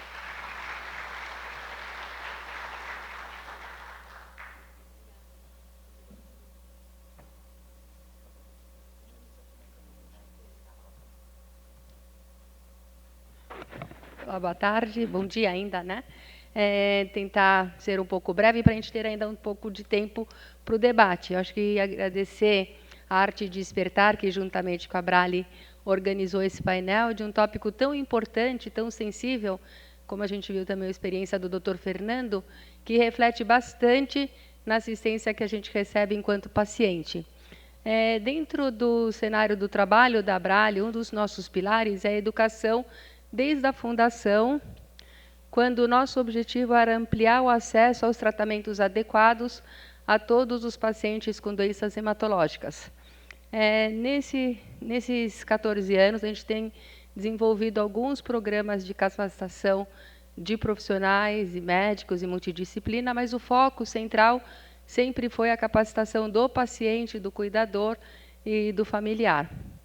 Com a oportunidade de trabalhar muito próximo ao nosso comitê médico-científico e o comitê da multidisciplina, que tinham como objetivo estabelecer melhores práticas dentro dessa área da oncohematologia e disseminar esses conceitos para outros centros de tratamento, a gente estava procurando uma oportunidade para disseminar em maior escala esse conhecimento gerado através dos comitês multidisciplinares da Abrale. E com a oportunidade da gente ter um apoio do Ministério da Saúde através do programa PRONOM, a gente conseguiu, então, consolidar e organizar essa iniciativa, que é o OncoEnsino. Na verdade, a justificativa era que muitos dos pacientes eles acabam chegando para assistência num estágio avançado da doença. Então, o nosso principal foco era de que forma a gente pode conseguir antecipar esse diagnóstico e fazer com que aquele médico da família, aquele médico que está na ponta, a primeira entrada do paciente, já logo de cara desconfie que pode ser uma coisa um pouco mais grave, para ser o encaminhamento para o centro que vai estar dando atenção especializada. O objetivo, então, dessa iniciativa é combater o problema, facilitando e capacitando a atualização dos profissionais da saúde envolvidos nesse atendimento oncológico e também dos profissionais da saúde nas atenções primárias. Como eu falei, todo esse projeto ele foi cuidadosamente planejado em conjunto com o nosso comitê médico e o comitê multidisciplinar. E daí, como a gente queria fazer um tipo de educação à distância que tivesse um diferencial em termos da estrutura do ensino, para ele não ficar uma coisa muito rígida, a gente acabou trazendo pessoas para a equipe que tinham uma outra vivência. Então, trouxemos pessoas da Rede Globo para que a produção do material fosse mais dinâmica, mais documentário e mais atraente para segurar a atenção daquela pessoa. A nossa intenção era também filmar em loco a aula, então não só ter uma aula rígida, mas também mostrar na prática como aquele procedimento está sendo feito. Então, como um curso de culinária, mostrando passo a passo, fazendo a receita. Uma característica muito importante é que esses cursos eles são gratuitos. Então, é uma possibilidade da gente ter cada vez mais alunos acessando essas aulas sem nenhum custo, que era um desafio para as pessoas que tinham interesse em se capacitar, mas o alto custo muitas vezes inibia isso. Então, o curso se destina a médicos e profissionais da multidisciplina. Aqui na sala estão presentes com a gente os nossos 2 professores que também estão na foto, o Dr. Vicente, obrigada, Dr. Nelson, que sempre foram assim muito presentes no trabalho da Abrale e nos inspiram a sempre querer fazer mais e melhor. Também o Dr. Celso Massumoto está aqui na sala, é um dos professores que também vai estar participando dos cursos. E nesse curso, então, a gente está começando com prevenção e diagnóstico para as doenças oncohematológicas e práticas do tratamento oncohematológico, depois entrando na parte de terapias complementares, fertilidade, pesquisa e toda a questão da multidisciplina. Nas aulas de multidisciplina, então, cuidados paliativos, enfermagens, a gente vai ter, cada um dos cursos, 12 horas. Dessas 12 horas, como que está estruturado? Né? Todos os módulos eles vão ter 12 horas. 3 ou 4 horas de videoaulas dentro desse formato dinâmico, que daí cada um desses módulos a gente vai ter, em média, 6 professores. E depois dessas 3 ou 4 horas de videoaulas, a gente vai ter exercícios, testes, provas, outras literaturas, outros trabalhos que são solicitados para que o aluno complete e realize o curso. E daí a gente também imaginou que, para que esse curso ele fosse ainda mais interessante, a gente precisaria ter uma certificação à altura do curso e da produção que a gente está realizando.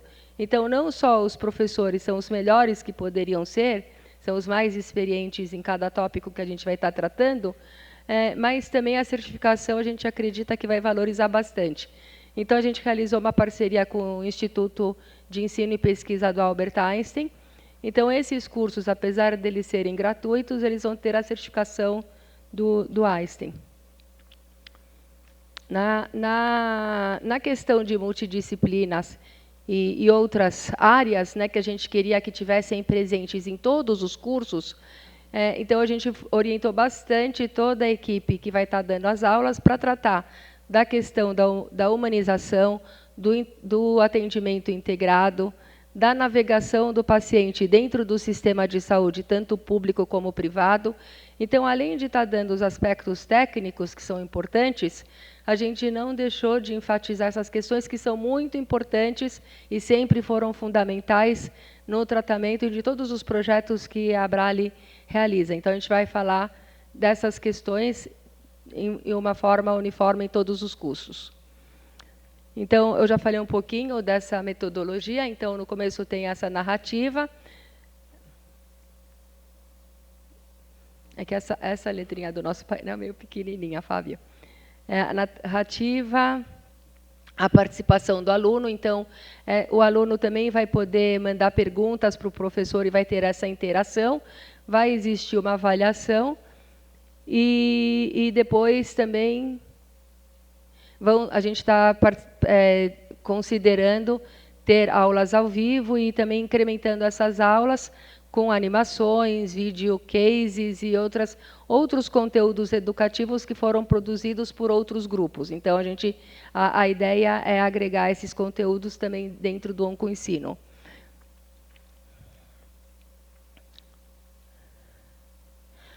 Também, em questão de plataforma, a gente também fez uma pesquisa muito grande para pesquisar qual que seria uma plataforma que pudesse rodar mesmo nas regiões mais distantes, porque a gente tem uma internet boa em São Paulo, mas não é a realidade para muitos estados. Então, a gente queria uma plataforma que ela ficasse leve, apesar dela ter um conteúdo muito de alta produção. Então, apesar de ter muitas imagens e ser uma coisa em filme, que esse filme ficasse leve para ser transmitido até num celular ou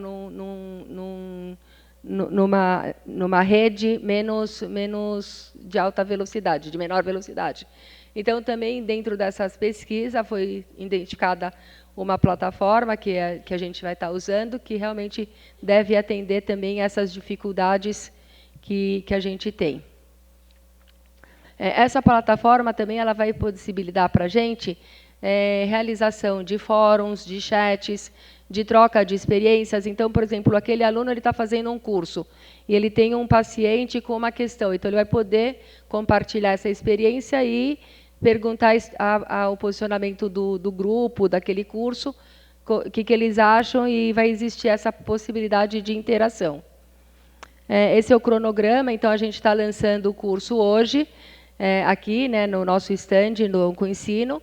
Então, a partir de hoje, a plataforma vai estar no ar. E os nossos 2 primeiros cursos, que vão ser para a equipe multidisciplinar, cuidados paliativos e enfermagem, são os 2 primeiros, a gente vai fazer um projeto piloto com 30 pessoas, que já estão ocupadas essas vagas, a gente já tem os 30 alunos para cada um dos cursos. E o modelo que a gente escolheu para divulgar e também para conseguir os alunos para os cursos é através de parcerias com os hospitais públicos e com as secretarias municipais. Então, esses são os hospitais que estão aí no painel, na foto.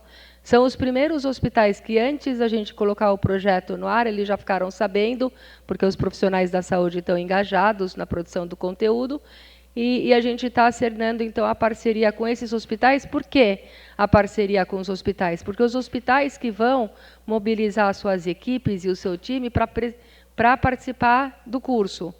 Então, como a gente viu na apresentação da Oncoclínicas, a própria Oncoclínicas, como rede, tem interesse que os seus profissionais se qualifiquem e se capacitem. Então, através dessa parceria com o governo e com os hospitais, o aluno também é reconhecido pela sua organização ao fazer o curso. Então, cada uma das organizações elas vão ter uma senha, e essa senha vai permitir que o seu funcionário participe do curso. Então, essas são as organizações, né, que estão já participando. Então, hoje a gente está fazendo esse lançamento no Congresso. A gente tem um videozinho que a gente vai apresentar rapidinho, mas o que eu quis dizer é o seguinte: é um início de uma plataforma que se aproveitou de uma oportunidade que o governo deu da gente conseguir um recurso importante para a capacitação em câncer, e a gente decidiu, então, por esse modelo à distância. E o que a gente fez também? Recentemente, a gente realizou uma reunião juntando todas as pessoas que também receberam recursos do PRONON para capacitação em câncer. Qual o objetivo? Se alguém está produzindo algum conteúdo para capacitação em câncer, que a gente possa somar esforços e colocar essas aulas que não estavam previstas à distância também na plataforma de AD do OncoEnsino. E outros grupos que também estão produzindo conteúdo também estão convidados para que a gente disponibilize nessa plataforma para que mais pessoas possam ter acesso a esse tipo de cursos. Então, queria agradecer muito todos os professores que já aceitaram o nosso convite, que já estão planejando os conteúdos, né? O Dr. Nelson, o Dr. Jacques Travakov também estava aqui no Congresso, o Dr. Anice Yamaguchi, Dr. Vicente Odoni, Dr. Fábio Pires, Celso Massumoto, Dra. Vânia Hungria, Dr. Philip, Dra. Morgane, Dr. Daniel Tabac, Dr. Jorge Alac e Dr. Wilson Carrara. Então, esses são os primeiros conteúdos para oncohematologia. E depois, para os outros módulos, a gente vai estar contando com a colaboração de outros professores também. E para a equipe de multidisciplina, como eu falei, esses nomes são as coordenadoras dos nossos comitês, os coordenadores, e cada um deles está contando com a colaboração de um time um pouco maior. Como eu falei, esse projeto todo ele foi financiado através da oportunidade com o PRONON. Quem está financiando são essas 4 empresas, né? IBM, TB, Telefônica e Globo. E, então, eu queria estender os nossos agradecimentos a todos que estão colaborando de alguma forma para deixar esse conteúdo disponível na sua instituição, para produzir o material, para nos intuir a acharmos o conteúdo certo que precisa ser divulgado. E a Brale está servindo, então, só como uma ponte de tentar consolidar tudo isso para disponibilizar uma oportunidade de novas ferramentas de aprendizado. Acho que a gente tem 3 minutinhos, um videozinho.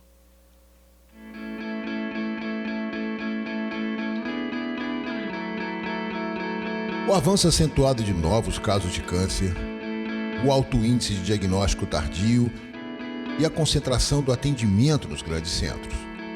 Tudo isso traz um enorme desafio à oncologia brasileira. Sabemos que a melhor estratégia para superar os desafios e garantir o melhor atendimento aos pacientes passa pela educação. Através do Programa Nacional de Apoio Oncológico, PRONON, a Abrale apresenta o OncoEnsino, uma plataforma de cursos online gratuitos voltados para a capacitação de médicos e profissionais de saúde envolvidos no atendimento oncológico em todo o Brasil. São cursos para médicos, enfermeiros, psicólogos, fisioterapeutas e profissionais de diversas disciplinas. As videoaulas são protagonizadas por especialistas e permeadas por casos, entrevistas e demonstração de procedimentos. Para que o aluno participe ativamente do processo de aprendizagem, são propostas diversas atividades, como questionários, pesquisa, fórum, chats e aulas ao vivo. Com elevada participação nas aulas e desempenho comprovado, o aluno estará apto a receber seu certificado. Os cursos ainda recebem um apoio educacional do Instituto Israelita de Ensino Albert Einstein. As vagas para os cursos serão disponibilizadas por meio de convênios com as instituições. Se você é gestor de saúde, entre em contato com a equipe OncoEnsino, teremos o maior prazer em conversar sobre as parcerias.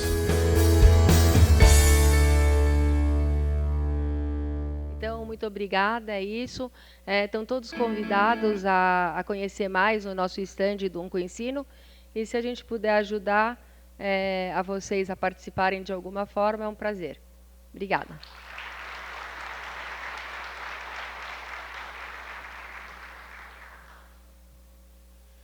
Muito obrigado, Merula, parabéns pela iniciativa. Bom, gostaria de convidar os nossos palestrantes, Dr. Ricardo, Dr. Francisco, Dr. Fernando, Dr. Alexandre, para se dirigirem ao palco, por favor, e a gente conseguir fazer um rápido debate.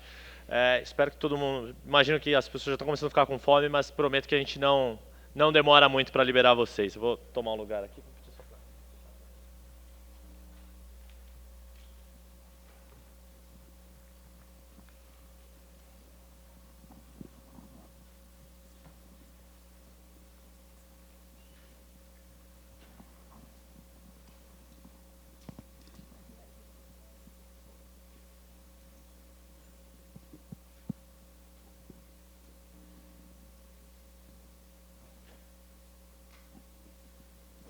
Bom, mais uma vez, muito obrigado a todos, muito obrigado a quem nos acompanha ainda.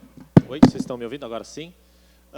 O que me chamou a atenção ouvindo todos os painéis é a importância da... Ficou muito claro para mim que a atividade de todos vocês envolve muitas pessoas com muitas formações diferentes, muitas origens diferentes, muitas trajetórias diferentes.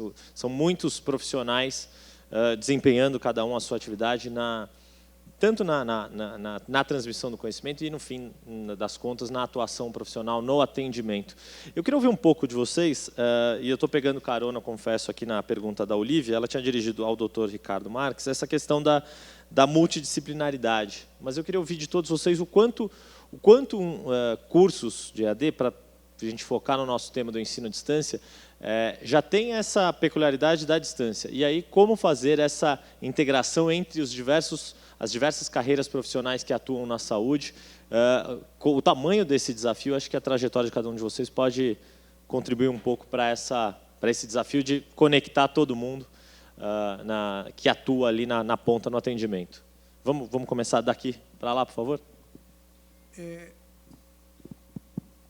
A multidisciplinariedade, eu acho que ela se explica por si só, mas eu sou um grande crítico do tipo de multidisciplinaridade que a gente pratica no nosso meio hoje. Eu vou dar um exemplo para vocês. Quando um centro de câncer nos Estados Unidos vai ser designado pelo NCCN, que é o National Cancer Institute, ele precisa de uma situação, que os casos dos pacientes sejam discutidos na multidisciplinariedade antes de ser resolvido. Eu acho que o grande desafio da multidisciplinariedade ele é transformar na prática aquilo que há de melhor para o paciente antes de ser feito. O que eu conheço de multidisciplinaridade hoje é o seguinte: o profissional A ou B tomou uma conduta para o paciente e depois trouxe essa conduta para ser discutida ou para ser dividida com nutricionista, fisioterapeuta, radioterapeuta, assim. O desafio da multidisciplinariedade envolve o inverso. Envolve, antes das decisões serem tomadas para o paciente, que se faça um plano global de atendimento ao paciente.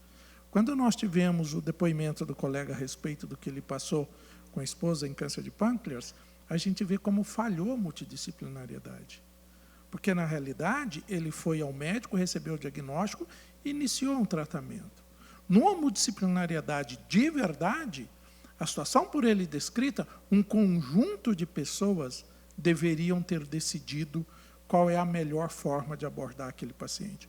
Um conjunto de pessoas que vai ajudar no suporte emocional da família, do marido, dos filhos, um assistente social que possa ajudar, quais são os recursos para tratar aquele paciente, e assim por diante. Então, acho que o verdadeiro desafio da multidisciplinariedade é que isso se constitua num plano global para o paciente, feito antes do tratamento iniciado. Acho que não está. Acho que agora está estacionado. Sim, agora sim.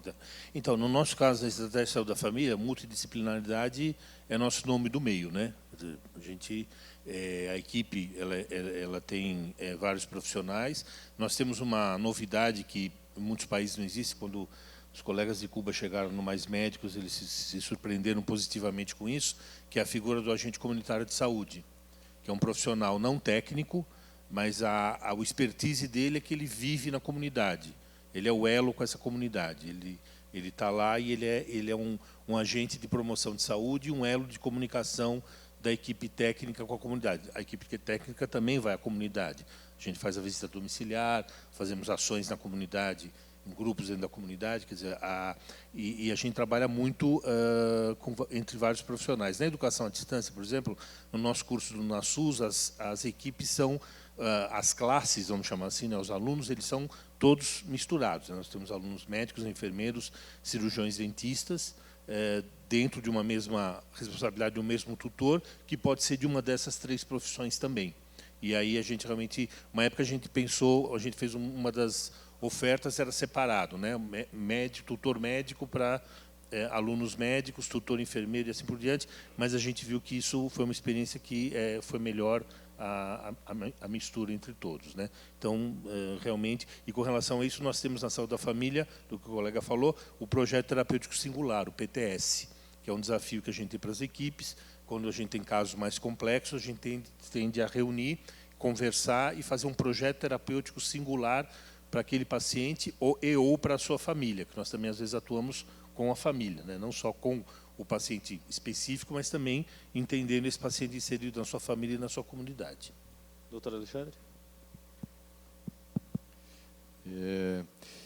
Eu vejo isso como um processo. Eu acho que nós estamos numa fase de transição.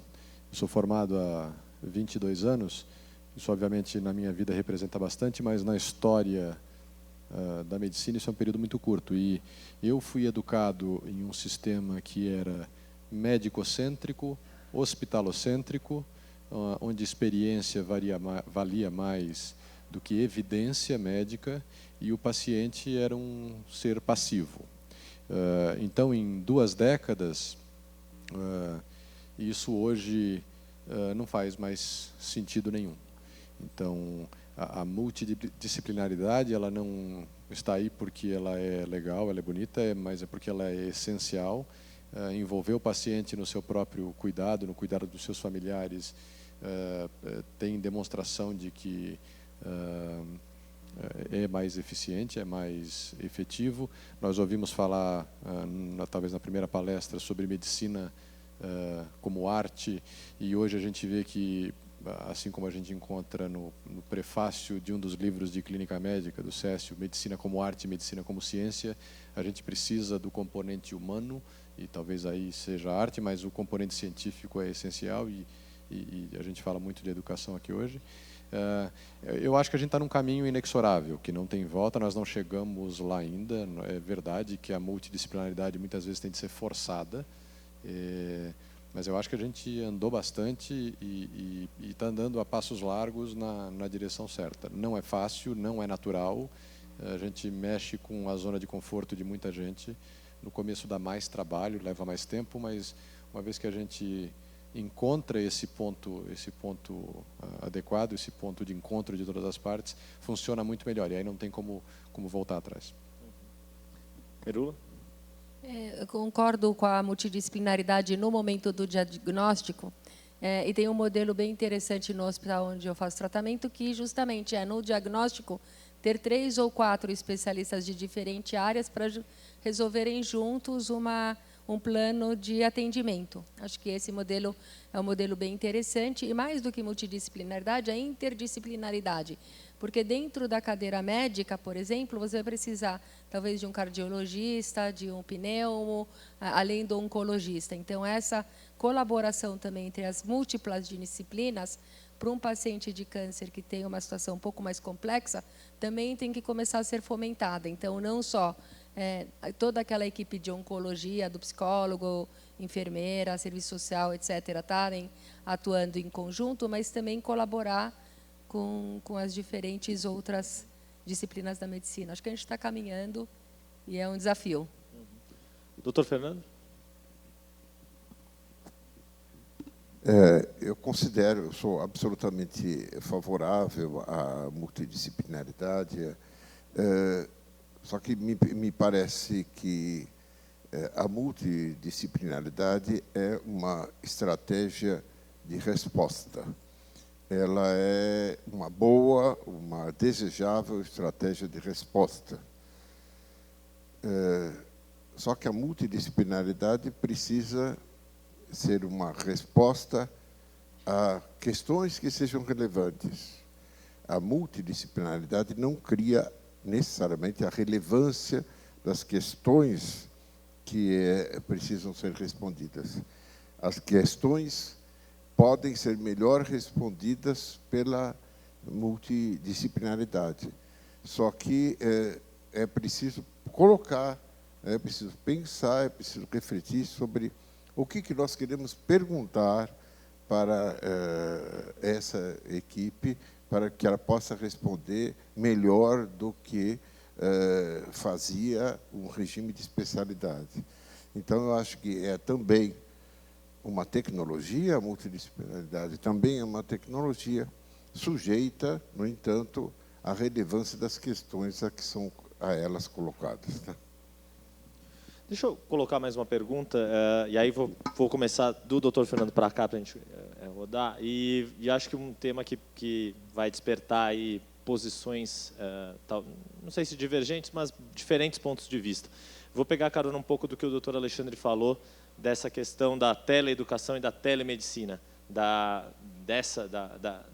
questão ética que envolve a educação à distância, e aí, de certa forma, acaba ocorrendo o quanto isso tem um impacto no atendimento. Como é que é essa discussão da distância no ensino e no atendimento? Como é que vocês, demais palestrantes, veem essa questão que o Dr. Alexandre colocou, dessa relação entre a telemedicina e a teleeducação? Coloquei da forma correta, Dr. Alexandre? Essa é a questão que está colocada, né? Queria ouvir do Dr. Fernando para cá, como é que vocês veem essa questão? Não sei se eu poderia dar a melhor resposta, mas aqui me parece que há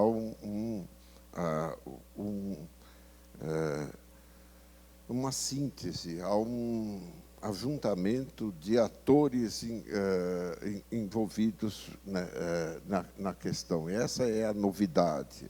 Não é? Eu acho que a mim parece que a novidade que nos é colocada é a novidade de efetivamente, eu gosto muito dessa do título dessa discussão, Todos Juntos contra o Câncer. O que significa todos juntos? É isso que é para mim relevante, né? Significa que um conjunto de atores de atores sociais que são leigos, que são profissionais, que são de diferentes especialidades, como esse conjunto de pessoas conseguiria se harmonizar da melhor maneira possível e dar a melhor resposta possível para que a gente possa ter realmente o surgimento de um novo paradigma, que é esse paradigma da síntese, o paradigma da complexidade, o paradigma da reunião de atores sociais distintos diante de um problema que os unifica. Então, me parece que eu entendo a coisa não é, como multidirecionalidade, não é, multi-institucionalidade dentro dessa linha.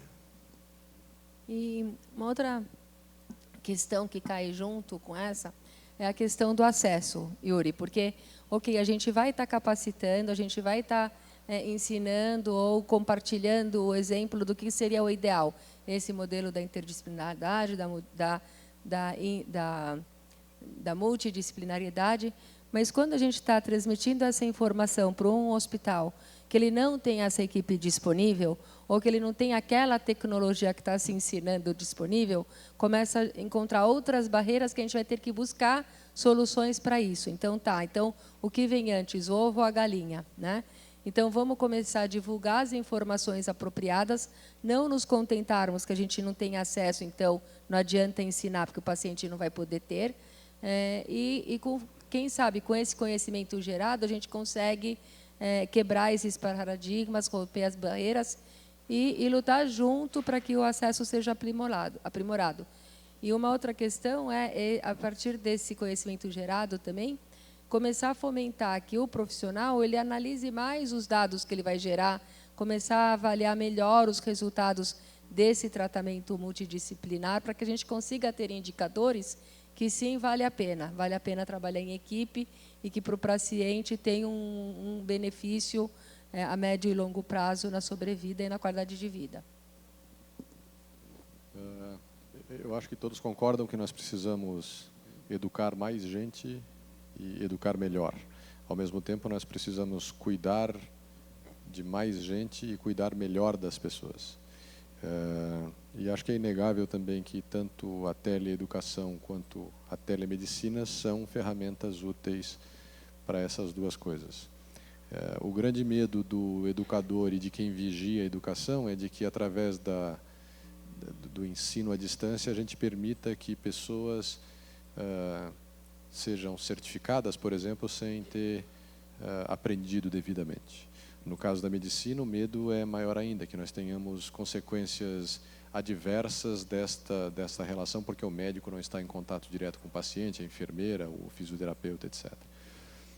E eu acho que essas são questões que devem ser abordadas. Por outro lado, nós temos experiências de outros países, nos quais teleeducação foi massificada com sucesso e telemedicina é utilizada numa intensidade muito maior do que a que a gente faz aqui no Brasil. Os médicos receberam por Messenger essa semana uma informação do CRM para a gente tomar cuidado com aquilo que a gente diz e faz através do WhatsApp. Este é o nosso nível de telemedicina atualmente, WhatsApp.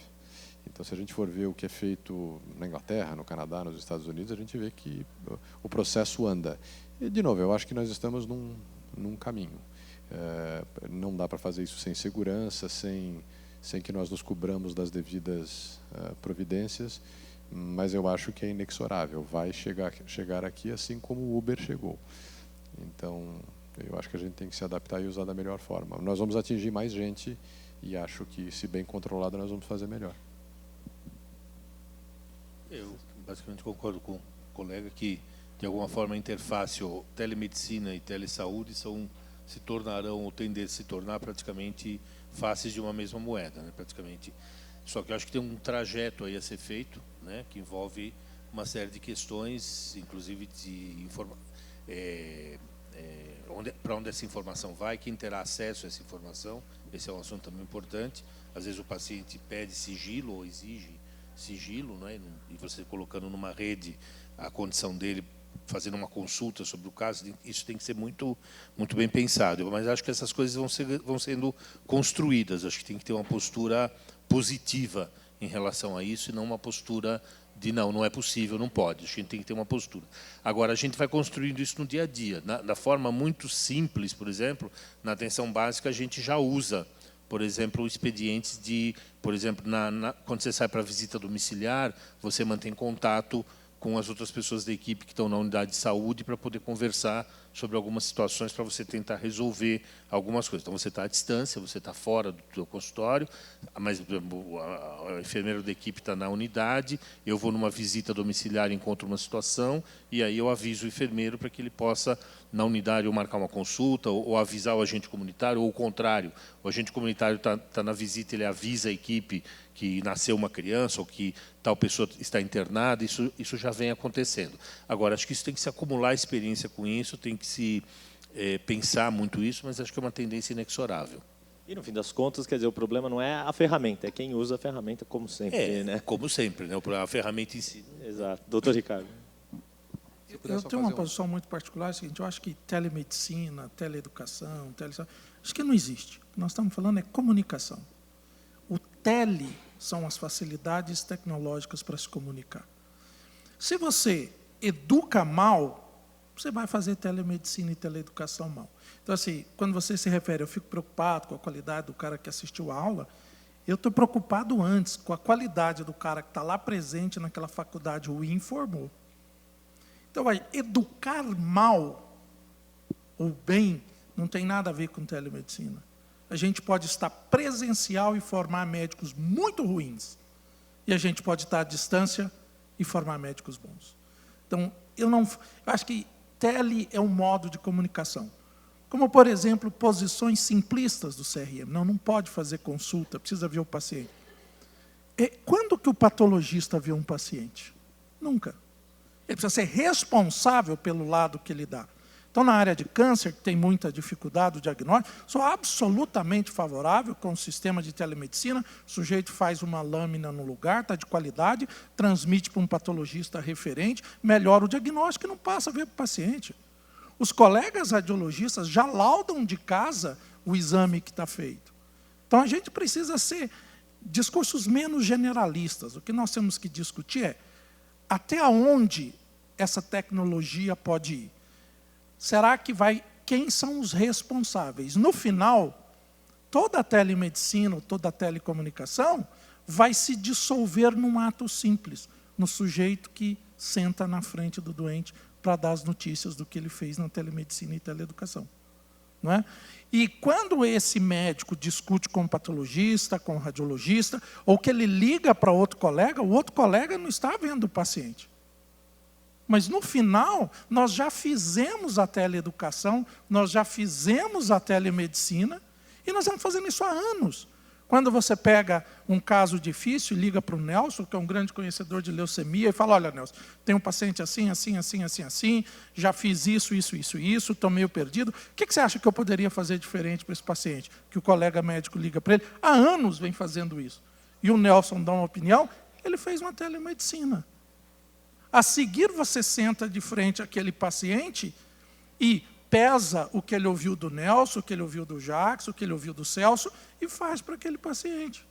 Então, telemedicina, qualquer coisa, é educação. Isso a gente já faz. Eu acho que a gente está teorizando demais uma coisa que nós já sabemos fazer. O que nós precisamos é usar essa mídia eletrônica para ser mais rápido, para ter mais gente com mais acesso. Mas eu acho que esse tele a gente já faz há muitos anos. Doutor Alexandre, queria completar? Eu acho que a gente, às vezes, sem perceber, a gente cria barreiras para coisas que já acontecem. Todos vocês aqui vão ganhar um certificado desse evento. Ninguém vai vigiar se vocês fizeram 10 horas de aprendizado, 2 horas, 22 horas. Isto não é teleeducação, mas quando a gente fala de teleeducação, a gente começa a se preocupar se ao dar o certificado as pessoas fizeram 10 horas, 2 horas ou 22 horas. Ele aludiu à segurança da informação. Hoje nós temos prontuários eletrônicos, nós temos prontuários físicos e nós temos de garantir a segurança disso. A gente tem telebanking no Brasil. A gente coloca o nosso dinheiro e ele está lá, eles são bits e bytes do nosso dinheiro. E a gente tem a segurança garantida. Então, a gente tem que se cercar das devidas medidas para fazer teleeducação, telemedicina, que talvez seja mais ou menos a mesma coisa, mas eu não vejo barreiras reais para que isso não aconteça. Muito bem. Bom, nosso tempo está acabando aqui. Eu queria agradecer todos os nossos convidados, deixar mais 2 recados para vocês. A ação Inspire-se traz uma série de histórias reais de pacientes que lutam contra o câncer e está acontecendo aqui ao longo do congresso, na área próxima ali ao autocredenciamento. E aí a gente faz um convite para todos vocês deixarem a sua mensagem de otimismo nesse painel, que é bastante importante, como todos vocês sabem, para os pacientes. Para a gente encerrar, mais um recado. Durante agora o almoço vão ter 3 simpósios satélites com lunchbox para vocês participarem e poderem se alimentar. Os 3 temas: os desafios da oncologia contemporânea e a formação do grupo de trabalho GO-ONGs, biosimilares, ampliando o acesso a tratamentos de alto custo, o câncer de próstata e a sexualidade masculina, como o impacto da doença afeta a vida dos homens na prevenção e no tratamento. Também, antes dos próximos debates, profissionais da Santibras Fisioterapia vão estar nas salas para fazerem uma série de atividades físicas com o público, e os painéis da tarde vão começar às 3 da tarde, às 15 horas. Vai ser dado um aviso para todos retornarem às salas. Por fim, prometo, todo mundo vai poder almoçar. Peço para que saiam por aquela porta à direita ali, de quem está olhando daqui do palco para lá, porque a porta aqui da esquerda está fechada. Mais uma vez, muito obrigado a todos e até mais.